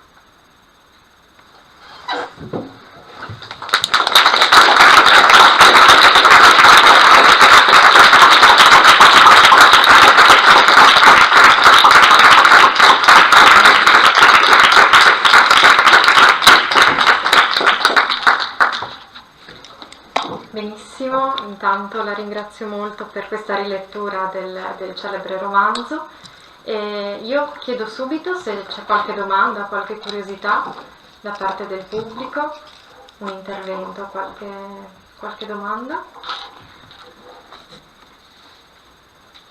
Certo, Se non c'è nessun altro, se no... Vai al microfono. Esatto. Posso anche passarlo lì? Grazie. Sì, non volevo far perdere tempo agli altri, quindi se dopo qualcun altro vuole intervenire o anche prima lascio la parola. Però volevo dire due cose. La prima cosa, intanto grazie per questa lettura partecipata, che secondo me avrà fatto venire voglia di leggere il libro sicuramente a quelli che non lo conoscono, quindi questo già, come dire, è un esito, un buon esito di una lezione, di una lettura. La seconda cosa però invece riguarda un'obiezione mia, e cioè la questione di Manzoni. Adesso intervengo come manzonista, quindi, nel senso che quello che ho notato è che a fronte di una grande attenzione per il romanzo di Laclos, giusta, giustissima, perché è uno dei grandi romanzi del Settecento, non si accompagna un'altrettanta attenzione per il romanzo manzoniano, perché ci sono almeno due cose, come dire, un po' sulle quali si può ritornare. Una è questa, allora, la questione della Monica di Monza. Sicuramente, come dire, il romanzo di Laclos ha fatto in qualche modo scuola. Io credo che Madame de Tourvel si ritrovi abbastanza facilmente in un altro romanzo dell'Ottocento, che è Le Rouge et le Noir di Stendhal, in Madame de Renal, cioè sostanzialmente il gioco che fa Julien Sorel con Madame de Renal assomiglia un po' al gioco, no? Dei personaggi di Laclos, salvo tra l'altro anche con certe implicazioni amorose, perché anche lì Julien, che ha l'idea di attaccare una fortezza inattaccabile, no? Una donna religiosa, sposata, devota, eccetera, tra l'altro lì entrano in gioco anche ragioni di ordine, come dire, come possiamo dire, di tipo sociale, no? Nel senso che c'è l'idea proprio di attaccare da parte di un personaggio borghese come Julien Sorel, borghese neanche della bassa borghesia, un personaggio aristocratico come Madame de Renal, quindi tutto il discorso delle implicazioni sociologiche che potremo tirare in ballo adesso non faccio. Comunque insomma anche lì c'è il problema che poi Julien si innamora, poi c'è uno scambio di parti e tutto quello che sappiamo, no? Quindi credo che lì effettivamente Laclos abbia lasciato una traccia. Per quello che riguarda invece Manzoni, allora il discorso della Monica di Monza è diverso, perché la monaca di Monza intanto non manipola nessuno e fin dall'inizio è sostanzialmente oggetto di un ricatto affettivo. E la psicologia di Manzoni, che qui è molto più sottile di quella di Laclos, perché Manzoni è uno studioso di questioni psicologiche molto di più di quanto non lo sia stato Laclos, per tante ragioni. Manzoni ha capito una cosa, cioè ha capito che il ricatto affettivo conta molto di più della costrizione nei rapporti tra le persone, e questo gliel'ha insegnato, non sono io che lo dico, ma è stato Jauss, gliel'ha insegnato Rousseau, perché nella Nouvelle Héloïse il padre di Rousseau il padre di Julie fa la stessa cosa con la figlia, cioè il momento in cui riesce sostanzialmente ad avere ragione di lei è quando le fa provare un ricatto affettivo.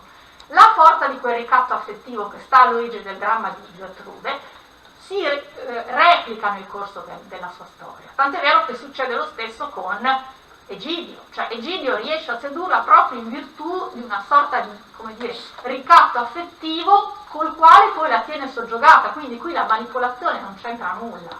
E non è vero che Gertrude prenda in mano la sua vita come la marchesa di Merteuil, perché qui assolutamente, cioè, dall'inizio alla fine Gertrude è una donna che è nelle mani di qualcun altro, quindi da questo punto di vista secondo me il paragone non tiene. E l'altra cosa che volevo dire, poi qui chiudo, ma solo perché, come dire, mi dà un po' fastidio l'idea dell'aggettivo cattolico Manzoni, come se Manzoni nel suo essere cattolico capisse meno anziché di più o uguale agli altri. Nella fattispecie la provvidenza di Don Rodrigo, la malattia di Don Rodrigo, la peste, non c'entra nulla con la provvidenza, è il frutto di una serie, come dire, di questioni, di fatti, ma la provvidenza di Manzoni viene chiamata in causa, qui lo voglio dire per l'ennesima volta, solo ed unicamente dai personaggi, non è un'entità del romanzo, è qualcosa in cui i personaggi credono, nella loro ingenuità, ma che appartiene appunto all'orizzonte della parola del personaggio. Allora, tutto questo per dire, non per fare le pulci, che sarebbe ingeneroso, perché è stata una lezione molto coinvolgente e secondo me anche molto riuscita, nel senso che appunto è veramente un invito a leggere il libro. Però ecco, io chiederei altrettanta attenzione anche per Manzoni nelle letture, perché Manzoni è un autore che è ingeneroso relegare a questo aggettivo un po' così, il cattolico Manzoni. Ecco, qui chiudo. Grazie. Ma perché, scusi, vede, è una sua proiezione che la parola cattolico sia squalificante? Non l'ho usata in termini... ho detto che il modo in cui si estrinseca, e l'ho detto con rispetto, l'insubordinazione di Gertrude è in un'indipendenza, in una volontà decisionale di compiere il male, che per il cattolico Manzoni è il peccato. No, vabbè. No, perché il problema del male, scusi, insisto qui perché mi preme veramente molto, il problema del male in Manzoni non è un problema che viene dal cattolicesimo, dopo sì chiaramente si innesta la questione del cattolicesimo, ma è un problema che viene per l'appunto dal Settecento, cioè il problema del male di Laclos è anche in Manzoni, perché Manzoni è figlio di quella cultura lì, ed è sbagliato pensare che l'idea del male che ha Manzoni sia soltanto ed unicamente riconducibile a un orizzonte di tipo cattolico. In realtà il problema dei Promessi Sposi è il male che gli uomini fanno agli altri uomini, che è un problema settecentesco, che è esattamente il problema di Laclos, esattamente. Solo che poi Manzoni, giustamente lì lei ha ragione, lo risolve da cattolico, cioè lo rimedita in un altro modo, ma non è qualcosa di diverso. Su questo io vorrei un po' insistere. Ma certo, e fa bene, però mi conceda, voglio dire, io ho fatto un riferimento di passaggio, cioè se lei mi propone adesso di spostare la nostra conversazione sulle idee che ho io e che ha lei dei Promessi Sposi, cioè mi perdoni, ma io ho fatto un cenno, non ho detto che Gertrude è una manipolatrice, ho detto che è stata manipolata, poi se lei distingue con molta perizia e puntiglio fondato tra manipolazione e ricatto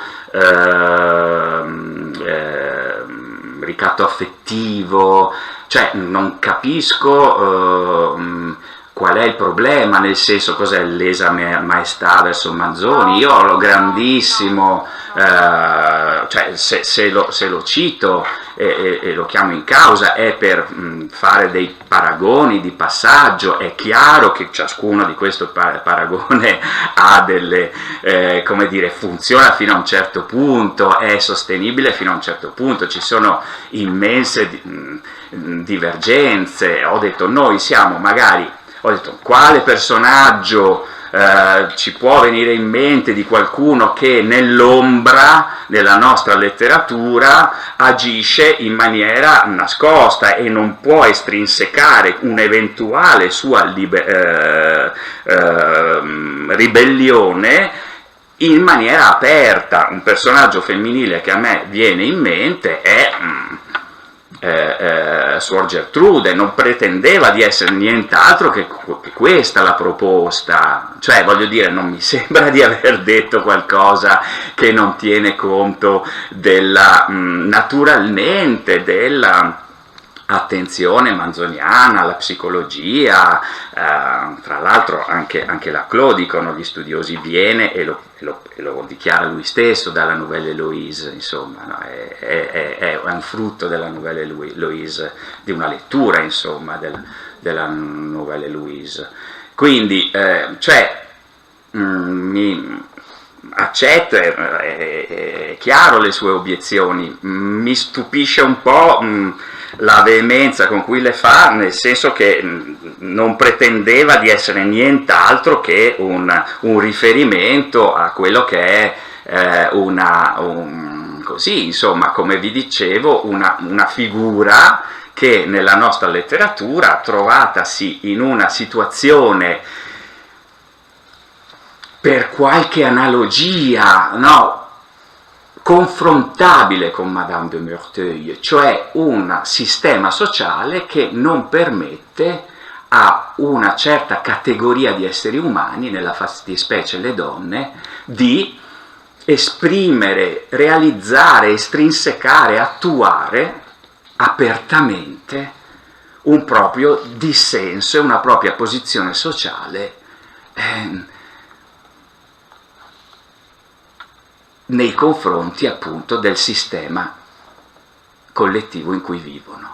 Cioè nei Promessi Sposi ci sono dei criminali che lo fanno apertamente, c'è l'Innominato, c'è Don Rodrigo, le donne criminali che dissentono dalla società, che fanno quello che vogliono, che sfruttano la società a loro vantaggio apertamente, dove sono?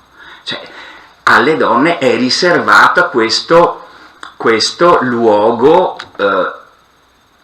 segreto, coperto, ipocrita, giocoforza. Era semplicemente una riflessione sul giocoforza, ecco, cioè niente più di questo voleva essere il mio e quando ho detto il cattolico, certo, per il cattolico Manzoni, cioè nel senso che noi oggi diremmo, beh vabbè, insomma, siamo forse più indulgenti o non troviamo magari così grave che magari, non so, una persona che è stata monacata un po' con questo ricatto morale e affettivo poi si prenda le sue libertà, e cioè uno con la sensibilità contemporanea. Scusi, ma che libertà si prende?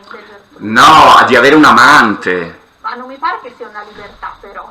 Non mi pare che Vabbè, ma allora qui vede, stiamo un po' soppesando una certa, come dire, cioè va bene, ok, parliamo dei Promessi Sposi, parliamo del ruolo della provvidenza nei Promessi Sposi. Sì, però voglio dire, perché mi ha portato in questo territorio? Voglio dire, ma insomma, ho capito la sua competenza di manzonista, noi ce la teniamo cara, voglio dire, non sono qui a parlare dei Promessi Sposi. È perché a una lettura così addentro e in qualche modo raffinata, come dire, stonava un po' quella specie ma le pare che un po' così da manuale, da tiritera da manuale, e allora mi sento di dover ma non per lei, in generale, perché è una bene, cosa, allora, è un tic che mi dà un po' fastidio. Ma non è un tic, guardi, l'ho letto tante volte e ho le mie idee precise sui Promessi Sposi che non esporrò adesso, non coincide la mia idea di provvidenza con quella che ha manifestato lei, proprio lo dico anche da narratore, perché so cosa vuol dire mettere in piedi una storia. Io le cose le leggo non solo, come dire, non solo nelle loro genealogie, diciamo, e il frutto, diciamo, di precedenti di genealogia della cultura, ma anche nella proposta narrativa che fanno gli scrittori e le scrittrici. Ma a parte questo, voglio dire, allora con la stessa faciloneria, giustamente, qui se ci fosse un grecista mi direbbe, ma che razza di robe hai detto su Archiloco e Safo, ma cosa hai detto su Omero, ma vergognati dell'accenno a Caravaggio, ma insomma, ma è evidente, sono, diciamo così, dei riferimenti che servono, io credo, per come il primo disco dei CCCP, affinità e divergenze tra il compagno Togliatti e noi, cioè affinità e divergenze tra Caravaggio e Laclos, tra Omero, Archiloco e Safo. Sono fatte un po' così, come dire, sono argomentativamente dei punti di riferimento che possono aiutare e vanno presi con le pinze, naturalmente, ma di lì a decostruirli in questa maniera legittimamente, giustamente, lei è manzonista e ci tiene che Manzoni venga trattato come merita, e io apprezzo moltissimo questo suo intervento. Però mi fa piacere anche che si parli di Manzoni. Ma guardi, io la ringrazio anche della sua, come dire, apertura, come dire, il fatto che lei abbia accolto anche questa cosa come un invito, l'abbia ridotto a un invito alla lettura, insomma, bontà sua, lo apprezzo, insomma, perché anche questo parla da sé, ma voglio dire, sì, lei ha detto che sì, bello questo invito Ma alla guardi, lettura, ma guardi che è difficilissimo invitare qualcuno alla lettura. No, ma mi sembra il Ma minimo per sindacale, però, voglio per me dire. no. No? No, per me no. Io sono in un'università, ne sono ben conscio, voglio dire, io non mi improvviso, non sono stato chiamato qui come settecentista, non mi avrebbero chiamato qui come settecentista. Ma guardi che è un complimento, perché nel senso che a far venire voglia di leggere un libro... Guardi, è un complimento fatto male, glielo dico io. Allora, Ci sono altre domande? Me le faccio qua così io. Vabbè, allora, una doppia domanda in un certo senso. Allora, i meccanismi narratologici di cui stiamo parlando sono venuti fuori in verità in una conferenza precedente da persone che non nomino qui, anche perché è seduta qui. Allora, e abbiamo parlato dei promessi sposi, ma anche dei modelli dei promessi sposi, e abbiamo tirato fuori il romanzo che è modello anche per la Clough, cioè Pamela, di Richardson 1741, che in un certo senso è il primo bestseller dei tempi moderni, perché inventa il romanzo per certi versi, e soprattutto è questo enorme successo internazionale, perché tradotto immediatamente in francese, cioè arriva in italiano tramite francese, poi è anche un romanzo epistolare, va bene? Ed è un romanzo poi che in un certo senso scatena la reazione quasi violenta di Henry Fielding, che reagisce e scrive Joseph Andrews e poi Tom Jones, cioè due capolavori che si continua a leggere oggi, mentre Pamela per molte ragioni è un po' dimenticata. Allora c'è questo fatto comunque che Richardson ha inventato e adoperato, cioè della lettera, perché Pamela io la chiamo grafomane, cioè è sempre lì a scrivere, e nel romanzo ci sono momenti anche molto divertenti, nel senso che lei si accorge di aver scritto talmente tanto che non ha più carta, che non ha più inchiostro, non sa più nascondere le sue maledette lettere, d'accordo? E quindi tutta una crisi per questo, anche se la cosa particolare di Pamela è che lei è praticamente l'unico scrivente, c'è qualche altra piccola lettera di altre persone, ma in verità è quasi autobiografico il romanzo. Poi Richardson cambia questo 7 anni dopo, quando pubblica Clarissa, che è un mattone tremendo, cioè è lungo quanto tutto Proust, e invece questo è molto più simile alla Clough, perché abbiamo perché una delle critiche a Pamela naturalmente era che era a buon fine, cioè infatti c'è lo stesso meccanismo finale, cioè che Pamela stupidamente dimentica tutte le sue lettere che non ha mai spedito, perché non ha mai avuto occasione di spedirle, presso la casa del suo presunto seduttore. Lui trova le lettere perché ha permesso a lei di andare ai suoi genitori, legge le lettere, si innamora di lei tramite le lettere, le chiede di sposarlo e lei naturalmente accetta, e questa è la cosa che a Fielding non va giù, perché dice no, è tutta una truffa, con cui le donne con le parvenze di virtù convincono gli uomini a sposarli, va bene? E questo naturalmente porta a questa meravigliosa parodia che è Joseph Andrews. Io stavo pensando però a un altro romanzo, che non è veramente un romanzo, è molto prima, del Cinquecento, che il dialogo della nanna con la Pippa sotto una figaia.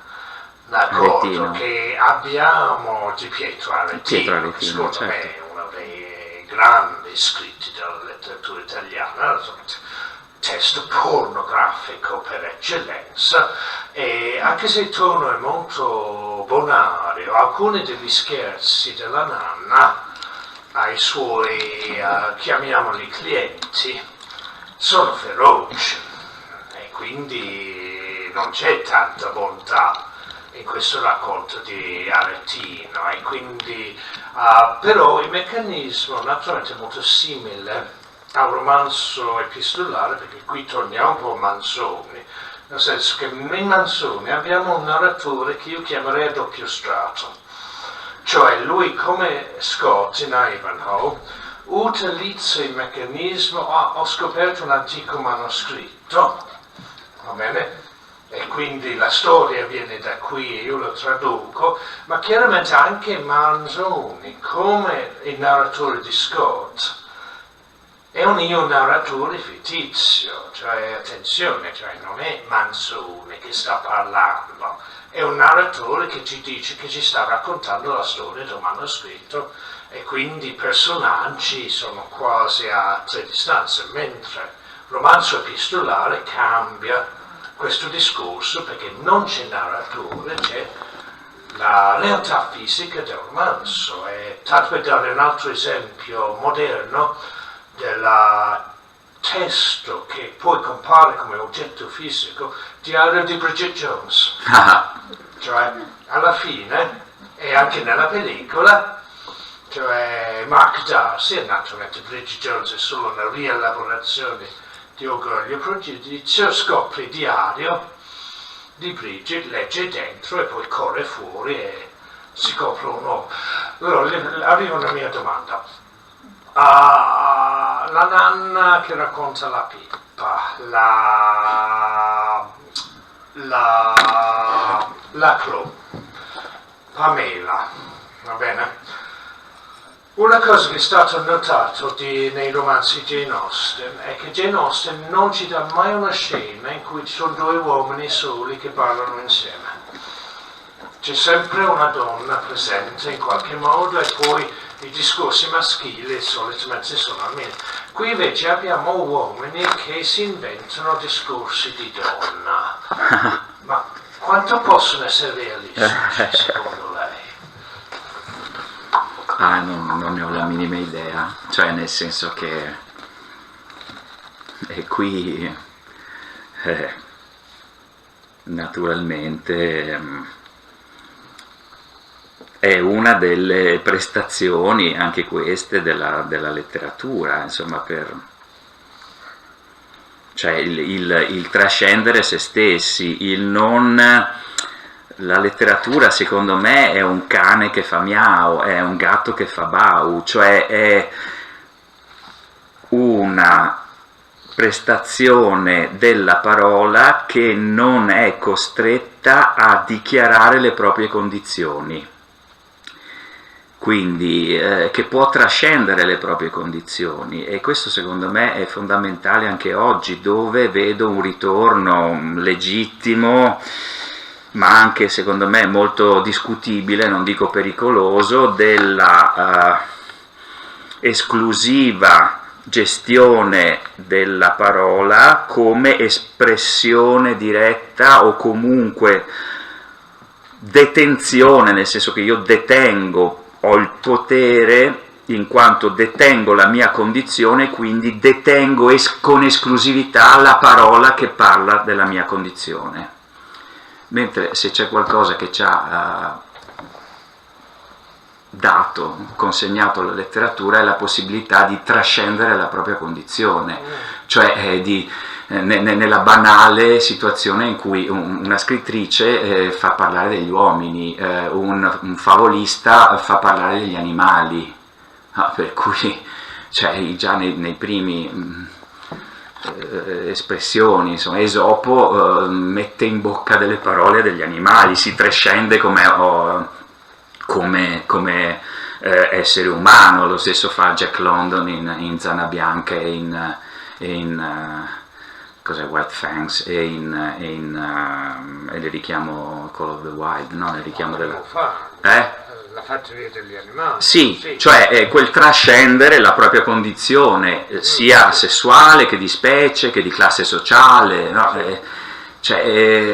Se andiamo a questo, l'obiezione quindi socio-etica è anche fin troppo facile. Tu non hai il diritto di parlare di classi sociali, di generi sessuali, di addirittura specie, di regni, quindi non se ne esce. Cioè, mi sembra un po' quello che abbiamo accettato come minimo sindacale, che invece è stata una conquista enorme della letteratura, no? E poi lì possiamo giudicare di volta in volta quanto è plausibile, quanto è accettabile, quanto è ben fatto, quanto è verosimile, quanto è invece un'insopportabile, appunto, prevaricazione, dove si mette in bocca agli altri quello che gli si vuol far dire. Insomma, sono situazioni seminali. Pensate solo al dialogo su cui si fonda la tradizione filosofica occidentale, il simposio, no? Quanto torto sarà stato fatto a Pausania, a Agatone, no? ai personaggi che prendono la parola, e a Socrate stesso da Platone. Cioè, cosa gli ha messo in bocca, anche se erano tutti maschi, cosa gli ha fatto dire, no? Anche questo, insomma, no? Noi lo vediamo maggior più in azione, in maniera clamorosa, quando è un maschio che fa parlare le donne, o quando è un benestante, no? Sì, appunto, adesso con rispetto assoluto, che è l'enorme regalo, dono immenso che ha fatto Manzoni, no? Una persona, questo lo dico con enormi benestante, diciamo, che ci ha consegnato un'attenzione invece a chi era debole nella società, che non era della sua classe sociale, è riuscito a trascendere la propria condizione sociale, immedesimandosi in maniera commovente, appassionante, come dice Carrera, in vite che non sono la mia. Quindi, insomma, mi sembra un po' Comunque, grazie, è stupendo queste cose, no, della letteratura inglese, no? Mi insegni lei, se ricordo bene, è vero che Richardson aveva imparato a scrivere le lettere perché un editore gli aveva chiesto di fare un manuale di esempi di come si scrivono le lettere, si era esercitato, cioè, prima di scrivere Pamela, se ricordo bene. Era un tipografo. Ecco. Anche un tipografo molto importante, poi gli arrivò un po' quest'idea, di scrivere una sorta di manuale istruttivo per le ragazze. Ecco. E quindi ha cominciato a buttare giù ste lettere e un poi po' è scappato di cioè, pensate, è meraviglioso, no? Che uno è diventato romanziere epistolografo perché doveva mettere in piedi su commissione. A me dispiace, secondo me è un grandissimo romanzo dimenticato, molto poco letto oggi. C'è anche una storia testuale complicatissima, perché ci sono 4 versioni, in cui Richardson ha fatto praticamente censure a se stesso. Non lo sapevo. Quindi la prima versione è nettamente la più vivace. Ma lui si è improvvisamente scoperto un romanziere di fama, anche se era già un uomo abbastanza importante nel mondo della tipografia londinese, era un masterprint molto conosciuto. Cioè, oggi se andate alla Station School, che è una specie di sindacato dei tipografi, e questo edificio vicino al centro di Londra, c'è il ritratto di Samuel Richardson, lì non come romanziere ma come presidente di questa associazione dei tipografi. E quindi Pamela ha una storia interna interessantissima. Poi lui si è lanciato, a quel punto era lanciato, e ha fatto quest'altro romanzo, Clarissa Harlow, e poi Sir Charles Grandison, che nessuno legge, però lo conosceva benissimo Jane Austen. E quindi sono queste cose qui.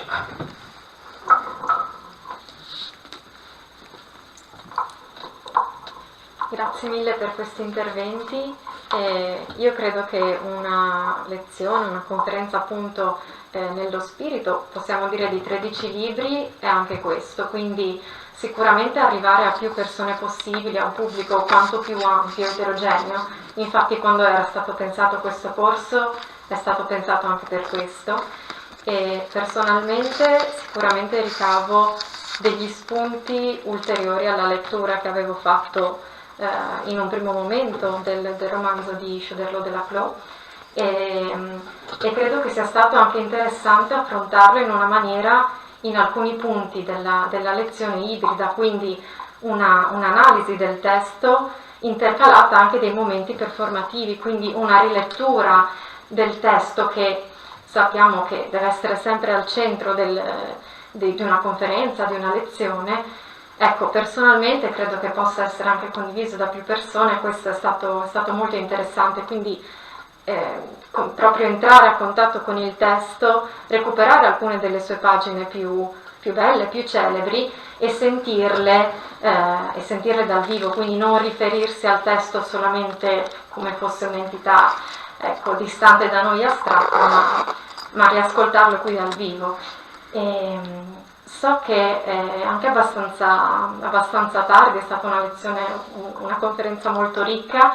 Io lascerei ancora la parola se ci sono altre domande, altri interventi, oppure se possiamo concludere qui, se nessuno vuole aggiungere altro. D'accordo, allora ringrazio molto Tiziano Scarpa per essere venuto qui.